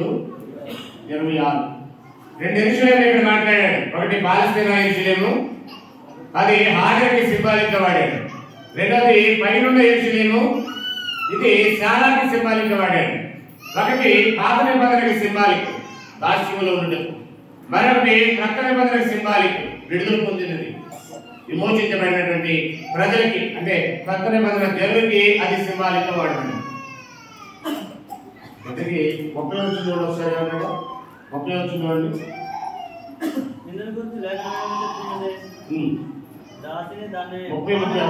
దాసి దాని కుమారులను వెళ్ళగొట్టుము. దాసి కుమారుడు స్వతంత్రానికి కుమారుడు సమానుడు వారసుడైనడు. ఆ కింద కాగా సహోదరులారా, మనం స్వతంత్రానికి కుమారులమే కానీ దాసి కుమారులు కాదు అన్నాడు. ఇక్కడ జాగ్రత్తగా చూడండి, చాలా క్లియర్ చెప్పాడు. మరి ఇప్పుడు పాత నిబంధన పాలస్తీనా యెరూషలేము కింద లేము. వినిపించబడినటువంటి పైనున్న యెరూషలేము అంటే పరలోక యెరూషలేము కింద ఉన్నాము. ఏ యెరూషలేముకి వెళ్ళాలి ఇప్పుడు? దాస్యంలో ఉన్న పాలస్తీనా యెరూషలేముకా, లేక స్వతంత్రాలైనటువంటి పరలోక యెరూషలేముకా? నువ్వు దాస్యం అనే గాడి కింద ఉన్నావా, లేక నిర్దోషమైన నిష్కలంకమైన గొర్రె పిల్లవంటి క్రీస్తు రక్తమ చేత విమోచించబడ్డావా? నువ్వు విమోచించబడింది నిజమైతే పేతురు రాసిన మొదటి పత్రికలు అన్నాడు కదా. మనం ముందు చదివి ఆ పేతురు రాసిన మొదటి పత్రిక రాయలేదు. ఇక్కడ రాస్తాం చూడండి. పేతురు రాసినటువంటి మొదటి పత్రికలో 1వ అధ్యాయం 18 నుంచి 20 వచనాలు చదివినప్పుడు ఏమన్నాడు? మీరు దాస్యమనే కాడి కింద ఉన్నట్లయితే మీరు ఇంకా విమోచించబడలా. మీరు విమోచించబడిన నిజమైతే మీరు ఇప్పుడు పాలస్తీనా యెరూషలేములో కాదు, పరలోక యెరూషలేములో ఉంటారు. పాలస్తీనా యెరూషలేము ప్రాధాన్యత ఇవ్వరు, పరలోక యెరూషలేముకి ప్రాధాన్యత ఇస్తారు. పాలస్తీనా యెరూషలేమా, పరలోక యెరూషలేమా? మీకు అప్పుడు అర్థమైందా? పాత నిబంధన జనులేమో పాలస్తీనా యెరూషలేముకి వెళ్ళాలి, క్రొత్త నిబంధన జనులేమో పరలోక యెరూషలేముకి వెళ్ళాలి. అర్థమైపోలేదు? మీకు చెప్పిన ఒకసారి ఇంతసేపు మా టైం ఇప్పటికీ అయిపోయిందంటారా? అయిపోయినా సరే నిర్వాహకుడు 1:30 అన్నారు. మీరు చచ్చినట్టు 1:30 ఇక్కడే కూర్చోవాలి. ఓకేనా? పాత నిబంధన జనులు ఎక్కడికి వెళ్ళాలి? పాలస్తీనా యెరూషలేముకి. క్రొత్త నిబంధన జనులు ఎక్కడికి వెళ్ళాలి? పరలోక యెరూషలేముకి వెళ్ళాలి. ఇప్పుడు ఎక్కడికి వెళ్ళాలి? లక్షల ఖర్చు పెట్టుకుని పాలస్తీనా యెరూషలేముకి వెళ్తావా? పిచ్చుండు కాకపోతే. అర్థమవుతుందని చెప్పింది. పరలోక యెరూషలేము ఏంటి అంటారా? చెప్తుంది కదా. ఇప్పుడు దాకా ఏం చేసాం మనం? సంఘము. కొత్త నిబంధన జనులు క్రీస్తు యొక్క సంఘము. దాన్నే పరలోక యెరూషలేము అన్నాడు. ఒకసారి చదువుతాం ప్రకటన గ్రంథం. దానికంటే ముందు హెబ్రీయులకు రాసిన పత్రిక 12వ అధ్యాయం 22వ వచనం చూడండి. 12వ అధ్యాయం 22వ వచనం ఉంది. ఎప్పుడైతే సీయోను కొండకు అప్పుడైతే సీనాయి పర్వతం అన్నాడు. పైన చదివితే సీనాయి కొండకి సీయోను కొండకి తేడా తెలియనటువంటి అమాయకులు ఉన్నారు. అర్థమవుతుందా? కాబట్టి ఆ కలవని సత్యబాబు కూడా తెలియదు. సీనాయి కొండకి సీయోను కొండకున్న తేడా. పాప అతను కలగా బైబిల్ వేసింది. అక్కడ కథలు చెప్పి కాలం నడిపే మనిషి తప్ప గ్రంథంగా చదివింది అతను అడిగితే తెలియదు మాకు. పాలస్తీనా యెరూషలేము ఏంటి, పరలోకపు యెరూషలేము ఏంటి, సీనాయి కొండ ఏంటి, సీయోను కొండ ఏంటి? సీనాయి కొండ ఎవరి సంబంధం అంటే పైన చెప్తాడు ఇజ్రాయిల్. ఇప్పుడైతే మనం ఎక్కడికి వచ్చామంటే సీయోను కొండకు వచ్చామంటాడు. సీయోను కొండకు అనగా జీవం గల దేవుని పట్టణం. అక్కడి నుంచి రాసుకుంటే బాగుంటుందా? మీరు కొంచెం పైనుంచి సీనాయి కొండ మాట్లాడతారు చూడండి. ఫిబ్రవరి 12 ఎక్కడుంది? సీనాయి కొండ అంటాడు చూడండి. ఎక్కడుంటది? 18వ వచనం చూడండి. 18 నుంచి రాసుకోండి. 18 నుంచి 24 అనుకుంటా చూడండి. ఒకసారి చదువుదాం. ఇప్పుడు అదే చదువు చదువుతుంది. ఇప్పుడైతే సీయోను కొండకు జీవం గల దేవుని పట్టణమునకును అనగా చెప్పండి, జీవం గల దేవుని సంఘమునకు అనగా పరలోకపు యెరూషలేము. ఒకసారి జాగ్రత్త. ఇప్పుడు పరలోకపు యెరూషలేమా, పాలస్తీనా యెరూషలేము అనేది వచ్చాం. సీయోను కొండ లేక సీనాయి కొండ అదే ఉంటావా? ఇప్పుడు బాబు సీనాయి కొండ కాదురా, సీయోను కొండ కాదా బాబు? లేదు నేను సీనాయి కొండ అదే ఉంటానంటాడు. నువ్వు భాషలో ఉండాలనేది విమర్శించబడుతూ వేసుకుని అంటే నీకు వర్షిస్తున్నావు కాబట్టి అయినా పర్లేదు, నాకు అదే బాగుంది, నేను అక్కడే ఉంటా, అక్కడే చెప్తా. అవసరమైతే మోసే రిక్వెస్ట్ చేస్తా. సీనాయి కొండ ఇచ్చింది, దాన్ని కొట్టుకుని ఆడాడే మోసే గారు ఎంతో కట్ట నిన్ను బట్టి నీతో పాటు నన్ను కూడా లాక్కెళ్ళని ఆయన బదిలాడతా. ఆయన షట్ ఆఫ్ అంటాడు. పిచ్చోడా, నేను చెప్తాను ముందే నారాయణ రావు వస్తాడు. అప్పటి వరకు నేను చెప్పిందిరా, ఆయన వచ్చిన తర్వాత అన్ని విషయాలు ఆయన మాట వినాలి, లేకపోతే సర్వనాశనం అయిపోతారని కూడా చెప్పాను. నేను నా మాట ఎక్కడి నుంచి వచ్చావు? నా మాట విన్నవాళ్ళు అమ్మాయికిడ, నా మాట విన్నాను. నేను అప్పుడే చెప్పాను. ఏమని చెప్పాను? ద్వితీయోపదేశ కాండం 18:18, అపొస్తలుల కార్యం 3:22-24. ఈ వచ్చిన కంపారిజన్ చదవండి. మోసే ముందే చెప్పాడు. నేను చెప్పేది ఎప్పటి వరకు అంటే సీనాయి కొండ ప్రజలు ఎప్పటి వరకు అంటే సీయోను కొండ ఎస్టాబ్లిష్ అయ్యే వరకే. సీయోను కొండ ఏంటంటే క్రీస్తు సరక్తి సంపాదించిన సంఘం. సీయోను కొండకి సీనాయి కొండకి తేడా తెలియదు. పరలోకపు యెరూషలేముకి పాలస్తీనా యెరూషలేముకి తేడా తెలియకపోతే ఎక్కడికి వెళ్ళాలి, ఎక్కడ దేవుడు ఉంటాడు, ఎక్కడ దేవుడు నివాసం ఉంటాడో తెలియని అమాయక జనులండి. మన మధ్య రాముడి ఎక్కడో తమిళనాడులో ఉన్నటువంటి నాగపట్నం వెళ్ళొచ్చి వెళ్ళొచ్చామంటే దేవుడి దగ్గరికి వెళ్ళొచ్చానండి. వసతించానంటే దేవుడి దగ్గరికి వెళ్ళిన వాళ్ళు వస్తారా? అమెరికా ముసలాండి, అయ్యా వారికి బాగా చెప్పావు, పర్లోకి ఎప్పుడు వెళ్ళొచ్చావా అంటది. పర్లోకి వెళ్ళి ఎంత పెట్టి పెడతారు కదా, వెళ్ళాలని తెగ ప్రయాసపడుతున్నాను. నేను రాత్రి పగలంగా తిరుగుతున్నాను, నాతో పాటు కొంతమైన తీసుకెళ్లాలని విపరీతమైన ప్రయత్నాలు చేస్తున్నాను.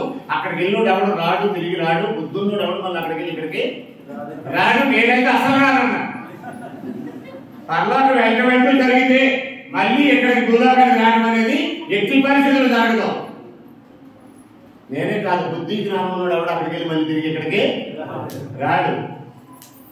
వివేకాన్ని వెళ్ళాడు. అదే 5 రోజులకు ఒకసారి వెళ్ళొస్తాడు. నేను కూడా 2 సార్లు వెళ్ళొచ్చా. ఆ సంఘంలో ప్రతి వాడు 7 సార్లు వెళ్ళొచ్చిన వాళ్ళే. వీళ్ళు అనుకున్న పిచ్చి పిచ్చి స్థలాలకు వెళ్ళి అక్కడే ఉన్నాను, అక్కడ దేవుడు ఉన్నాను, అక్కడికి వెళ్ళి దేవుడి దగ్గరికి వెళ్ళొచ్చామంటారు. పిచ్చి పిచ్చి కళ్ళకని ఆ కళ్ళ అక్కడికి వెళ్ళొచ్చాడని ఫీల్ అవుతారు. యేసుప్రభుని అడిగితే పరలోకం నుంచి దిగి వచ్చిన వాడు తప్ప పరలోకానికి ఎక్కువ వాడు ఎవరు లేడు అన్నాడు. ఎవడైనా అక్కడికి రావాలంటే నేనే మార్గం, నేనే సత్యం, నేనే జీవం, నా ద్వారా తప్ప ఎవడు తండ్రి దగ్గరికి రాడు అన్నాడు. మరి ఆయన అంత కరాకండి చెప్పి ఎక్కడ వచ్చారు అక్కడికి? ఆయన తప్ప ఎవరు అక్కడికి వెళ్ళలేదండి ఇప్పుడు దానికి. మళ్ళీ అక్కడికి వెళ్ళాలంటే ఆయన రావాలి, తీసుకెళ్ళాలి. ఆయన రాకుండా ఆల్టర్నేటివ్ ఇంకేమైనా వెళ్ళే అవకాశం ఉందా తమ్ముడు? అది కూడా లేదు అంటాడు. ఆయనే నేనే మార్గం, నేనే సత్యం, నేనే జీవం, నా ద్వారా తప్పాడు తండ్రి దగ్గరికి రాడన్నాడు. యోహాను సువార్త 14 నుంచి 6 వచ్చినారు. అంత క్లియర్ గా చెప్తున్నారు. అది కూడా నేను అక్కడికి వెళ్ళొచ్చానంటారు. పాప పిచ్చి జనం నమ్ముతారు ఇలాంటి మాటలు చెప్తాను. ఎక్కువ మా ఏరియాలో పిచ్చి జనం అండి. ఇలాంటి మాటలు చెప్పుకోవడం ఎక్కువ జనం ఫాలోవర్స్ ఉంటారు. అక్కడ అబద్ధాలు చెప్పుకోవడానికి బాగా విపరీతమైన ఫాలోయింగ్ అండి మా ఏరియాలో. వేలాది మంది, లక్షలాది మంది ఫాలోవర్స్ ఉంటారు. వాళ్ళకి నిజం చెప్పుకోవడం దగ్గర పట్టుమని 100 మంది కూడా కూర్చోరు. నేను మా సేవకి అంత ఎక్కువగా లేదు. అబద్ధం చాలా చక్కగా ఇంపుగా ఉందన్నట్టు ఉంది జనాల పరిస్థితి. కాబట్టి ఇక్కడ ఏం చెప్తున్నానంటే పాలస్తీనా యెరూషలేముకి పరలోక యెరూషలేముకి తేడా గ్రహించారు మీరు. నేను ఎక్కడికి వెళ్ళాలి? సియోను పండుగ, సీనాయి పండుగ? సియోను పండుగ. పాలస్తీనా యెరూషలేమా, పరలోక యెరూషలేమా? ప్రకటన గ్రంథం ఒకసారి చూడండి.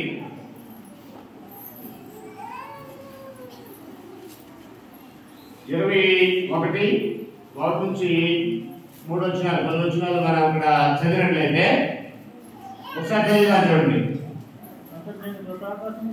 అతడు నేను కొత్త ఆకాశమును కొత్త భూమిని చూసితిని, గతించెను, మరియు నేను నూతనమైన యెరూషలేము అన్నాడు. అంటే కొత్త యెరూషలేము అంట. కొత్త యెరూషలేము వదిలేసి పాత యెరూషలేము అంటారండి. నూతనమైన యెరూషలేమును గురించి మాట్లాడుతున్నాడు ఇక్కడ. చదువు కిందకి. నూతనమైన యెరూషలేము నా పరిశుద్ధ పట్టణమును తన భర్త కొరకు అలంకరింపబడిన పెండ్లి కుమార్తె వలె సిద్ధపడి పరలోకమందున్న దేవుని యొద్ద నుండి దిగి వచ్చిన చూచితిని. అప్పుడు ఇదిగో దేవుని నివాసము మనుషులతో కూడా ఉన్నది. ఆయన వారితో కాపురములను, వారైన ప్రజల ఎదురు దేవుడు తానే వారికి దేవుడైనని వారికి తోడైను అని చెప్పాడు. రైట్. పాయింట్ ఏంటంటే ఎక్కడ నివాసం ఉంటాడంటే పాలస్తీనా యెరూషలేములో కాదు, పరలోక యెరూషలేము, పైన యెరూషలేము, నూతన యెరూషలేము. ఏమన్నాడు దాన్ని? దేవుడు ఎక్కడ నివాసం ఉంటాడు చెప్పండి? పాలస్తీనా యెరూషలేమా లేక పరలోక యెరూషలేమా? పైన యెరూషలేమా లేక భూమి మీద యెరూషలేమా? ఎక్కడ నివాసం ఉన్నాడు? 3వ వచనం చదివే కదా. ఇదిగో దేవుని నివాసం మనుషులతో కూడినది. ఎవరా మనుషులు? పరలోక యెరూషలేము. ఏక పరలోక యెరూషలేము క్రీస్తు స్వరక్తంతో కొన్న రాళ్లతో కట్టబడుతున్నటువంటి దేవాలయం, దేవుని నివాసం. అది దేవుని యొక్క నివాసం. దేవుడు ఎక్కడ ఉంటాడు? మన ఎందుకండి దీంట్లో ఒక 3 విషయాలు కొత్తగా మనం ఆలోచన చేద్దాం. ఇక్కడ రాద్దాం చూడండి.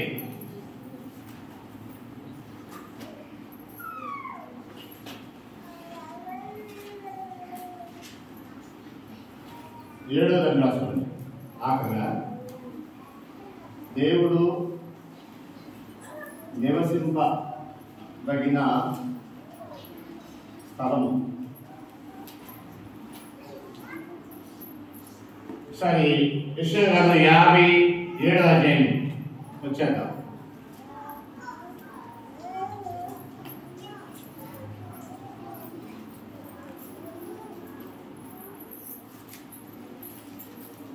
యెషయా గ్రంథం 57వ అధ్యాయంలో వచ్చిన మహోన్నతుడు మహాగణుడు ఎన్నో వచ్చినది 15. Right. Thank you so much. అతను ఒకసారి అన్నమాట 15 వచ్చిన ఎక్కడ ఉంటాడు ఆయన? మహాగణుడు, మహోన్నతుడు, పరిశుద్ధుడును, నిత్య నివాసి అయిన వాడు, నిత్యము నివసించేవాడు. నిత్య నివాసి అంటే నిత్య నివాసం అంటే నిత్యము నివసించేవాడు. ఏమంటున్నాడు? ఇలాగ సెలవిస్తున్నాడు. ఆయన చెప్తున్నాడంట, నేను ఎక్కడుంటానో, నాకు ఇష్టమైన స్థలం ఏంటో, నేను నివసించదగిన స్థలం ఏంటో నివసించేవాడు చెప్తున్నాడు. మొదటిసారి మందిరం, భౌతిక మందిరం కట్టిన వాడేమో ఇక్కడ ఆయన ఉన్నాడు అన్నాడు. ఆయన చెప్పాడు ఆకాశం నా సింహాసనం, భూమి నా పాది పెట్టమన్నాడు 66వ అధ్యాయం. కానీ ఆయనే చెప్తున్నాడు ఎక్కడ ఉంటాడు. చదువుదాం ఒకసారి. నేను మహోన్నతమైన పరిశుద్ధ స్థలములో ఉంటాను అన్నాడు. ఎక్కడ ఉంటాడు?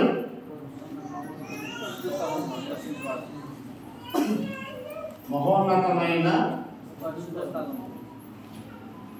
పరిశుద్ధ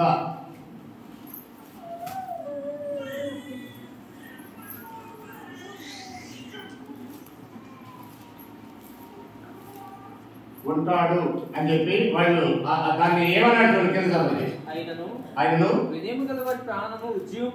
అంటే ఎక్కడ ఉంటాడండి? మహోన్నతమైన పరిశుద్ధ స్థలంలో ఉండేవాడు. అయితే వినయము గల వారి ప్రాణము ఉజ్జీవింపజేయుటకును, నలిగిన వారి మనసును ఉజ్జీవింపజేయుటకును అది చెప్పాడు. ఒకటి వినయము గల వారి యొద్ద అన్నాడు.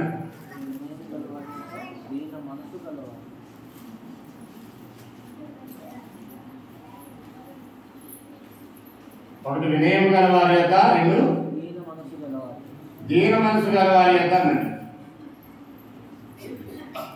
అబ్బాయి చాప్టర్స్లో అంత మంచిది కాదు. రాళ్ళు వస్తాయి. బ్రష్ వేసి మంచి వచ్చి చూడండి కదా, లేదా గడ వచ్చేటప్పుడు నాకు జ్ఞాపకం చేస్తే నేను చేస్తాను. దీన మనసు గలవారి యొక్క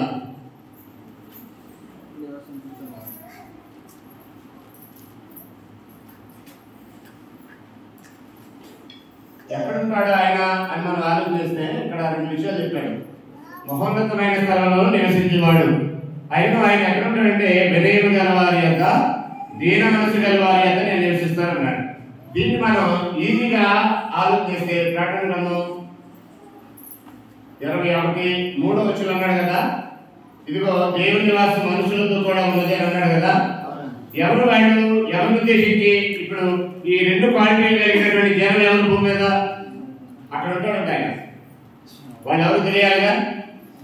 ఇక్కడ ఎవరి దగ్గర ఉంటారన్నాడు? వినయముగా ఇక్కడ ఇదిగో దేవుని నివాసం మనుషులతో కూడా ఉన్నది అన్నాడు. ఎవరు వాళ్ళు? పరలోక మనుషులు. ఎవరు వాళ్ళు? క్రీస్తు పడుతున్న సంఘం. అంటే క్రీస్తు పడుతున్న సంఘంలో ఎలాంటి వారే ఉంటారు? వినయం గలవారే ఉంటారు, దీన మనసు గలవారే ఉంటారు. కారణం ఏంటంటే వారి ప్రభువు వినయం గలవాడు మరియు దీన మనసు గలవాడు. అవునా? చదువుదాం సార్. వీరి ప్రభు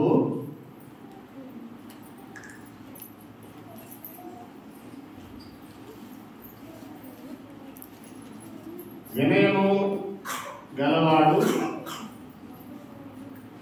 దీన మనసు గలవాడు.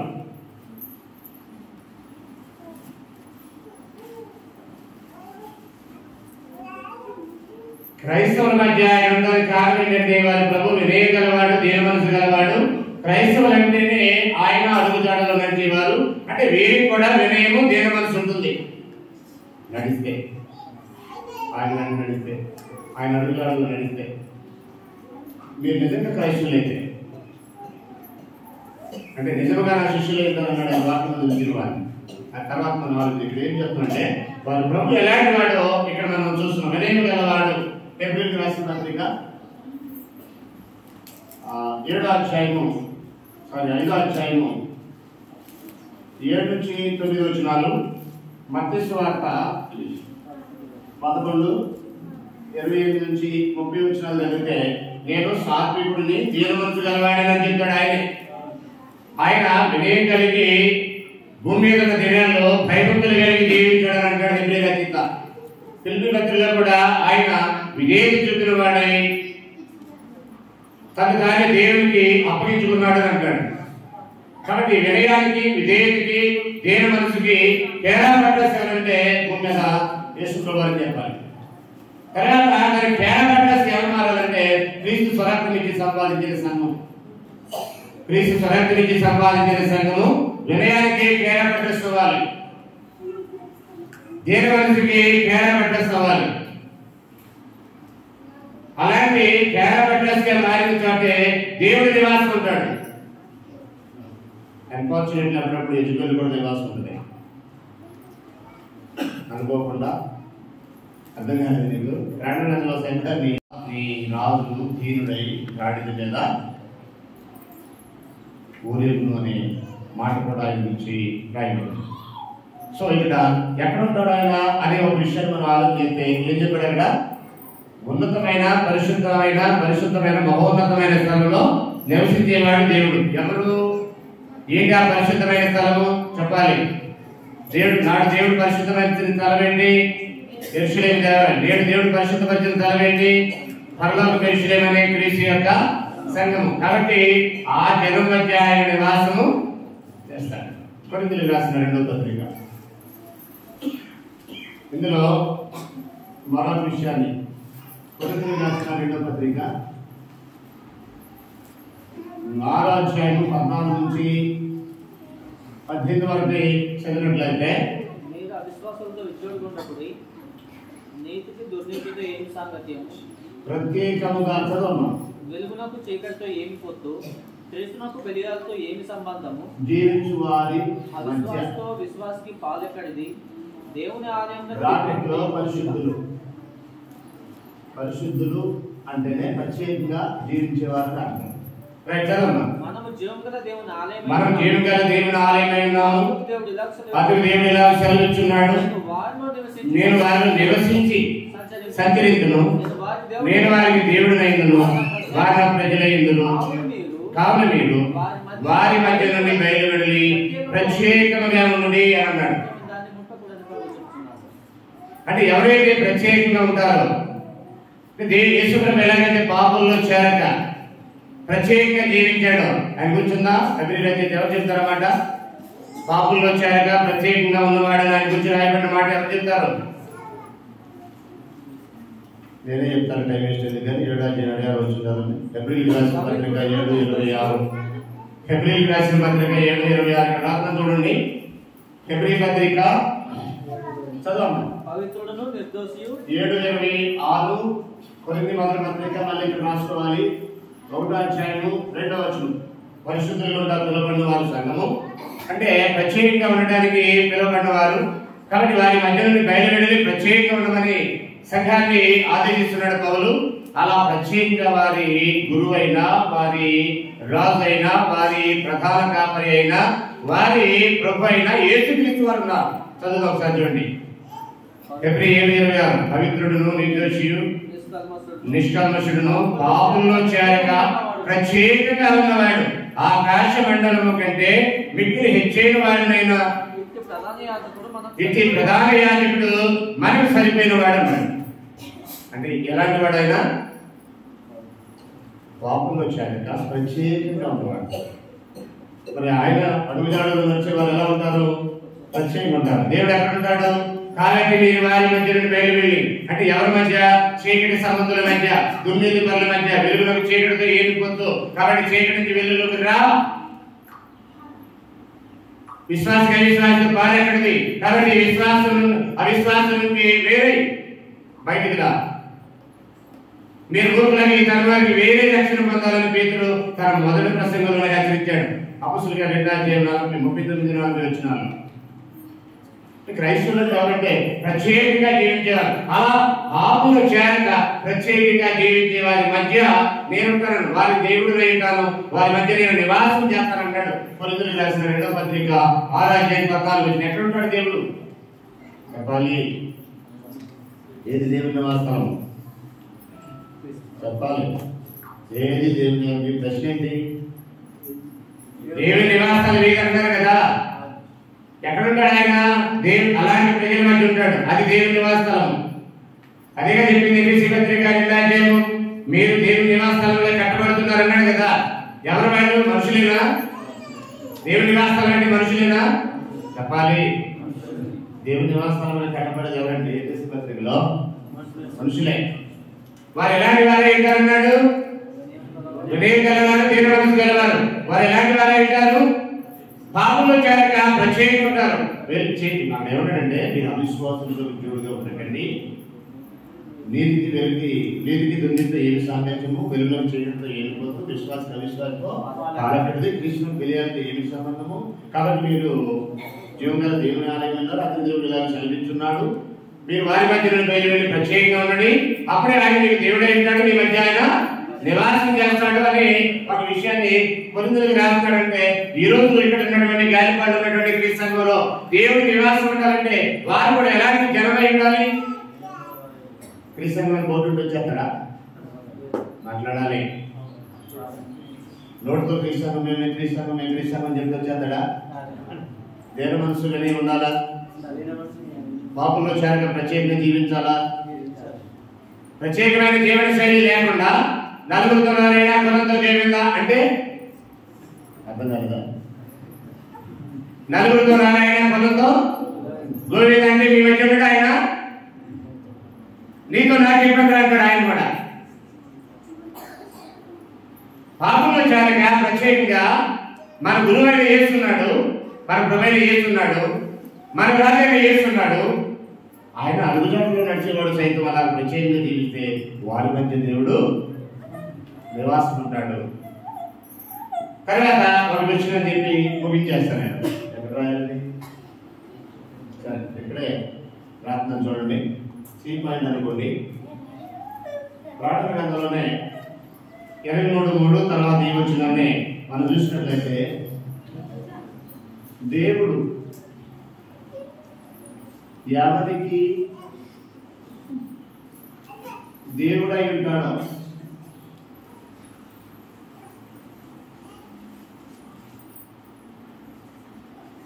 వారి మధ్య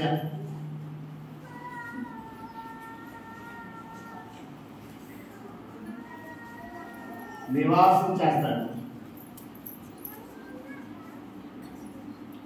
మీకు నేను చెప్పిన దాని మీదైనా రాసుకోండి కనపడకపోతే, ఓకేనా?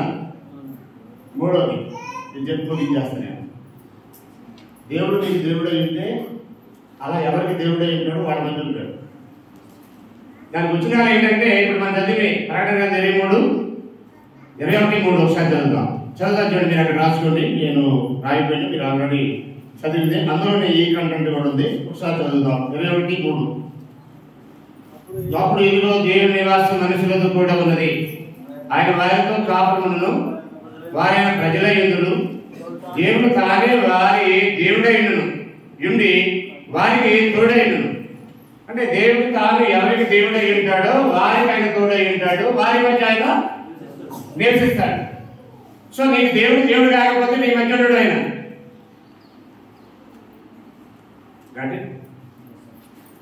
అర్థమైంది నీకు? దేవుడు ఆయన ఉన్నాడు, ఆయన దేవుడిగా ఉన్నాడా? అదేంటంటే ఆయన మన దేవుడు కాకుండా ఎలా అయిపోతాడంటే,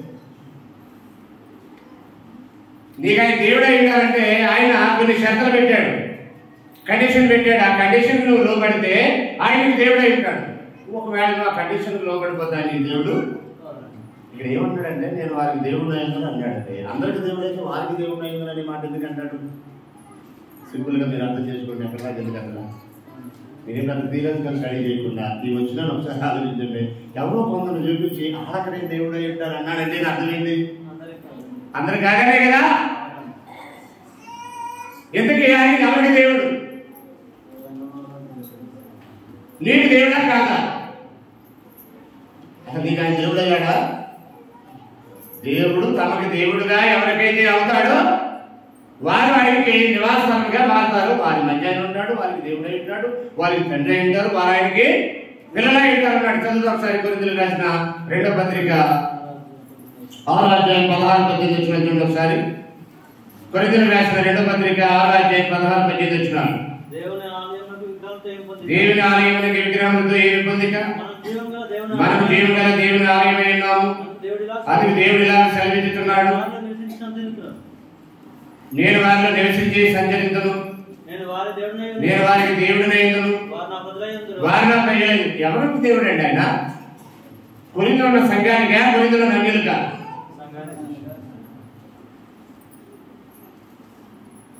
దేవుడు తమకి దేవుడుగా దేవుడు ధన్యులు అని అంటాడు. అంటే అది కూడా ఉందా? నేను వారికి దేవుడిని చెప్పడానికి సిగ్గుపడను అన్నాడు. ఆయన ఆశయుడు కూడా ఉంది ఆయనలో. అబ్రహాం, ఇస్సాకు, యాకోబు గురించి మాట్లాడుతున్నాడు. అబ్రహాము దేవుడిని, ఇస్సాకు దేవుడిని, యాకోబు దేవుడిని నేను వారి దేవుడిని చెప్పడానికి సిగ్గుపడున్నాడు. హెబ్రీ పత్రిక 11వ అధ్యాయం విశ్వాస వీరుల గురించి మాట్లాడుతున్నాడు.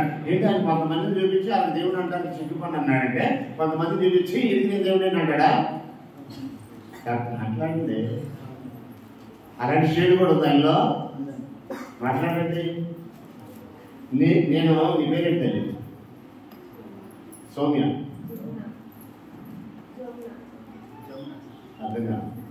సోమ్నా జోమ్నా. జోమ్నాకి నేను దేవుణ్ణి అని చెప్పడానికి దేవుడు సిగ్గుపడకుండా ఉండాలంటే ఏం జరగాలి? ఈ తల్లికి వినయం ఉండాలి, ఈ తల్లికి దీన మనసు ఉండాలి. ఈ తల్లికి ఏముండాలంటే వినయము, దీన మనసునే ప్రభు యొక్క లక్షణాలు ఉండాలి. ఈ తల్లికి పాపంలో చేరక ప్రత్యేకంగా జీవించే ఒక జీవన శైలి ఉండాలి. అప్పుడు చెప్తాడు, నేను ఫలానా వారి వ్యక్తికి తండ్రి, దేవుడిని తండ్రి, నా ప్రజలు వాడు, నేను వారికి దేవుడిని అంటారు, వాళ్ళు నాకు ప్రజలే. అందరికి కాదంట, వాస్తవానికి అందరూ పుట్టించింది ఆయన, అందరి దేవుడు ఆయనే. కానీ చెప్పుకోవడం సిగ్గుపడతాడు కొంతమందికి. నిన్ను చూసి నన్ను చూసి సిగ్గుపడకుండా ఉంటే నీ మధ్య నా మధ్య జీవిస్తాడు ఆయన, నివాసం ఉంటాడు. సిగ్గుపడే జనం దగ్గరికి ఎందుకు వెళ్తాడు చెప్పండి? ఇశ్రాయేల్ ఒక రోజు ఏమన్నాడంటే సిగ్గుమాలిన జనులారా అన్నాడు. ఆ దగ్గరికి వెళ్తారా వస్తారా? జపనీయులు 2 తెలుసు కదా మీకు. సిగ్గుమాలిన జనులారా కూడా అన్నాడు. సిగ్గుమాలిన జనులారా తెలిసిన తర్వాత అలాగే వెళ్తాడు. ఈయన ఆయనకున్న క్యారెక్టర్ ఏంటి? సిగ్గుపడు నేను వాళ్ళు దేవుడు అని చెప్తాడు అన్నాడు. అబ్రహాము ఇస్సాకు యాకోబు దేవుడు అని చెప్పడానికి సిగ్గుపడి అన్నాడు. హెబ్రీ పత్రిక 11వ అధ్యాయము 9 నుంచి 16 వచ్చిన దగ్గర నేను అబ్రహాము దేవుడు ఇస్సాకు దేవుడు యాకోబు దేవుడు వారు దేవుడు అని చెప్పడానికి నేను సిగ్గుపడి అన్నాడు. కానీ ఇశ్రాయేలు ప్రజలు ఒక రోజు ఏమన్నాడంటే సిగ్గుమాలిన జనులారా అన్నాడు. అంటే సిగ్గుమాలిన పని చేసే వాళ్ళు ఎంత ఉంటాడు ఆయన? వినయం గల వారు ఎంత ఉంటాడా? సో నీ ఎక్కడైనా ఉండాలంటే ఈ దేవుడు నీకు దేవుడు అవ్వాలి.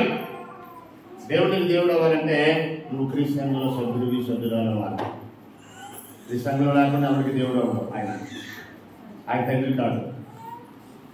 నాయనా తండ్రి జలాలు మాట్లాడుతున్నాయి మా తండ్రి కాదంటే వన్ సైడ్ లవ్. అది వన్ సైడ్ లవ్. అటు నుంచి సౌండ్ రాదు. నాయన కట్టెలు ఉన్నవి, నిప్పు ఉంది, గొర్రెలు లేదు అని అడుగుతాడు ప్రజలు. నాయన అని ఇస్సాకు అనగానే ఏమి నా కుమారుడా అని అడిగింది అబ్రహాము. అది కానీ 8వ అధ్యాయంలో. ఇప్పుడు తెల్లవారు నాయన తండ్రి అబ్బా తండ్రి మొరపెడుతున్నాం. ఏమి నా కుమార్తె, ఏమి నా కుమారుడా అన్నారు కదా. నీ సైడ్ నుంచి బాగా బాగానే వెళ్తున్నాయి, కానీ ఆయన నుంచి కూడా రెస్పాండింగ్ రావాలి కదా. రావాలి అంటే ఆయన కూడా నేను కుమారుడుగా స్వీకరించాలి అంటే క్రీస్తు రక్తంతో కొనబడినటువంటి యేసు పరలోక పరిశీలనలోని నీవు కూడా ఆత్మ సంబంధమైన మందిరములో ఒక సజీవ రాయిగా ఉండాలి. యేసు ప్రభు నిన్ను కొనాలి. నువ్వు ఆయన సొత్తుగా మారాలి. నిన్న సజీవమైన రాయిగా యేసు కొన్నట్లయితే, నువ్వు ఆయనకి అమ్ముడు పోయినట్లయితే, ఆయనను కొన్నట్లయితే, ఆయన నీ యజమాని అయినట్లయితే అప్పుడు ఆయన నీకు దేవుడు నీకు దేవుడు అవుతాడు. మీకు అర్థమైందా? యేసు ప్రభు ఎవరినైతే కొనలేదో వాళ్ళకి దేవుడు కాదు, వాళ్ళకి దేవుడు తండ్రి కాదు, వాళ్ళు ఆయన ప్రజలు. మరి ఎవరికి ప్రజలు ఉంటారు? సాధారణ ప్రజలే ఉంటారు. కొరింథీయులకు రాసిన మొదటి పత్రికలో 8వ అధ్యాయం 6వ వచనం ఒకసారి చూడండి. మనకు తెలిసింది. కొరింథీయులకు రాసిన మొదటి పత్రిక 8:6. ఆకాశమందైనను భూమి మీదనైనను దేవతలను మనకు ఒక్కడే దేవుడు. మనకంటే ఎవరికి? మనకు ఒక్కడే దేవుడు, ఆయన తండ్రి అన్నాడు. క్రైస్తవులకేనా? కొరింథీయులో ఉన్న క్రైస్తవులకి అన్యులకు కూడా క్రైస్తవులకి. తర్వాత ఎఫెసీయులకు రాసిన పత్రిక 4వ అధ్యాయం 5వ వచనం 6వ వచనం. ఎఫెసీయులకు రాసిన పత్రిక 4వ అధ్యాయం 6వ వచనం ఒకసారి చూడండి. అందరికీ తండ్రి అయిన దేవుడు అక్కడే అన్నాడు. అందరికంటే క్రైస్తవులైన వారందరికీ. ఎవరికి తండ్రి, ఎవరైన పిల్లలు? గల్తీయులకు రాసిన పత్రిక 3వ అధ్యాయం. చాలా విషయాలు మాట్లాడచ్చు నేను. గల్తీ పత్రిక 3వ అధ్యాయం 26-27 వచ్చిన చూడండి. యేసుక్రీస్తునందు మీరందరూ విశ్వాసం వలన దేవుని కుమారులై ఉన్నారు. అంటే విశ్వాసులే దేవుని కుమారులా? మాట్లాడాలి. విశ్వాసులు దేవుని కుమారులు. క్రీస్తుని బాప్తిసం పొందిన మీరందరూ క్రీస్తుని ధరించుకున్నారు. అలా క్రీస్తుని ధరించుకున్న వారు, క్రీస్తు యేసులో ఉన్నవారు, ఆయన ధరించుకున్నవారు దేవుని కుమారులు, దేవుని కుమార్తెలు. ఆయన ధరించుకోవాలంటే ఆయన శిరస్సు అయి ఉన్న శరీరంలో ఉండాలి. అంతేనా? ఆయన ధరించుకున్న వారు ఎక్కడుంటారు? ఆయన శిరస్సు అయి ఉన్న శరీరం అనే సంఘంలో ఉంటారు. వారిని దేవుని కుమారులు అన్నాడు, వారిని దేవుని కుమార్తెలు అన్నాడు. ఇలా కుమార్తెలుగా స్వీకరించాలనే ఏర్పాటు జగత్తు పునాది వేయబడుతుంటే జరిగింది అన్నాడు. ఎఫెసీ 1:4-6 వచ్చిన చదువుతాం మనం. ఒకసారి చూడండి. ఎఫెసీయులకు రాసిన పత్రిక ఇది దేవుని సంకల్పం. సాధారణ పిల్లలుగా మారిపోయినటువంటి ప్రపంచ జనం, పాపం చేసిన వాడు ఎవరి సంబంధి?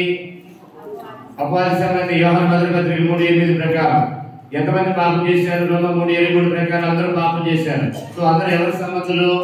సాతాను సంబంధులు. అందుకే యోహాను 8:46 అన్నాడు, 44 అన్నాడు, మీరు మీ తండ్రి అపవాది సంబంధులు అన్నాడు యేసు ప్రభువు. ఇప్పుడు అపాని సంబంధులు, అపాని పిల్లలు దేవుని పిల్లలుగా మారాలి. సర్ప సంతానము దేవుని సంతానంగా మారాలి. దానికి ఏకైక మార్గము క్రీస్తు స్వరక్తం నుంచి సంపాదించిన సంఘములోనికి ప్రవేశించాలి. క్రీస్తు రక్తంతో కడగబడి ఆయన సంఘంలో ప్రవేశిస్తే వారిని దేవుడు కుమారులుగా కుమార్తెలుగా స్వీకరిస్తాడు. వారికి దేవుడై ఉంటాడు, వారికి ప్రజలై ఉంటారు. ఎఫెసీ పత్రిక 1:4 3వ వచనం మన ప్రభువైన యేసుక్రీస్తు యొక్క తండ్రి దేవుడు స్తుతింపబడును గాక. ఆయన క్రీస్తు యేసునందు పరలోక విషయంలో ఆత్మ సంబంధమైన ప్రతి ఆశీర్వాదం మనకు అనుగ్రహించును.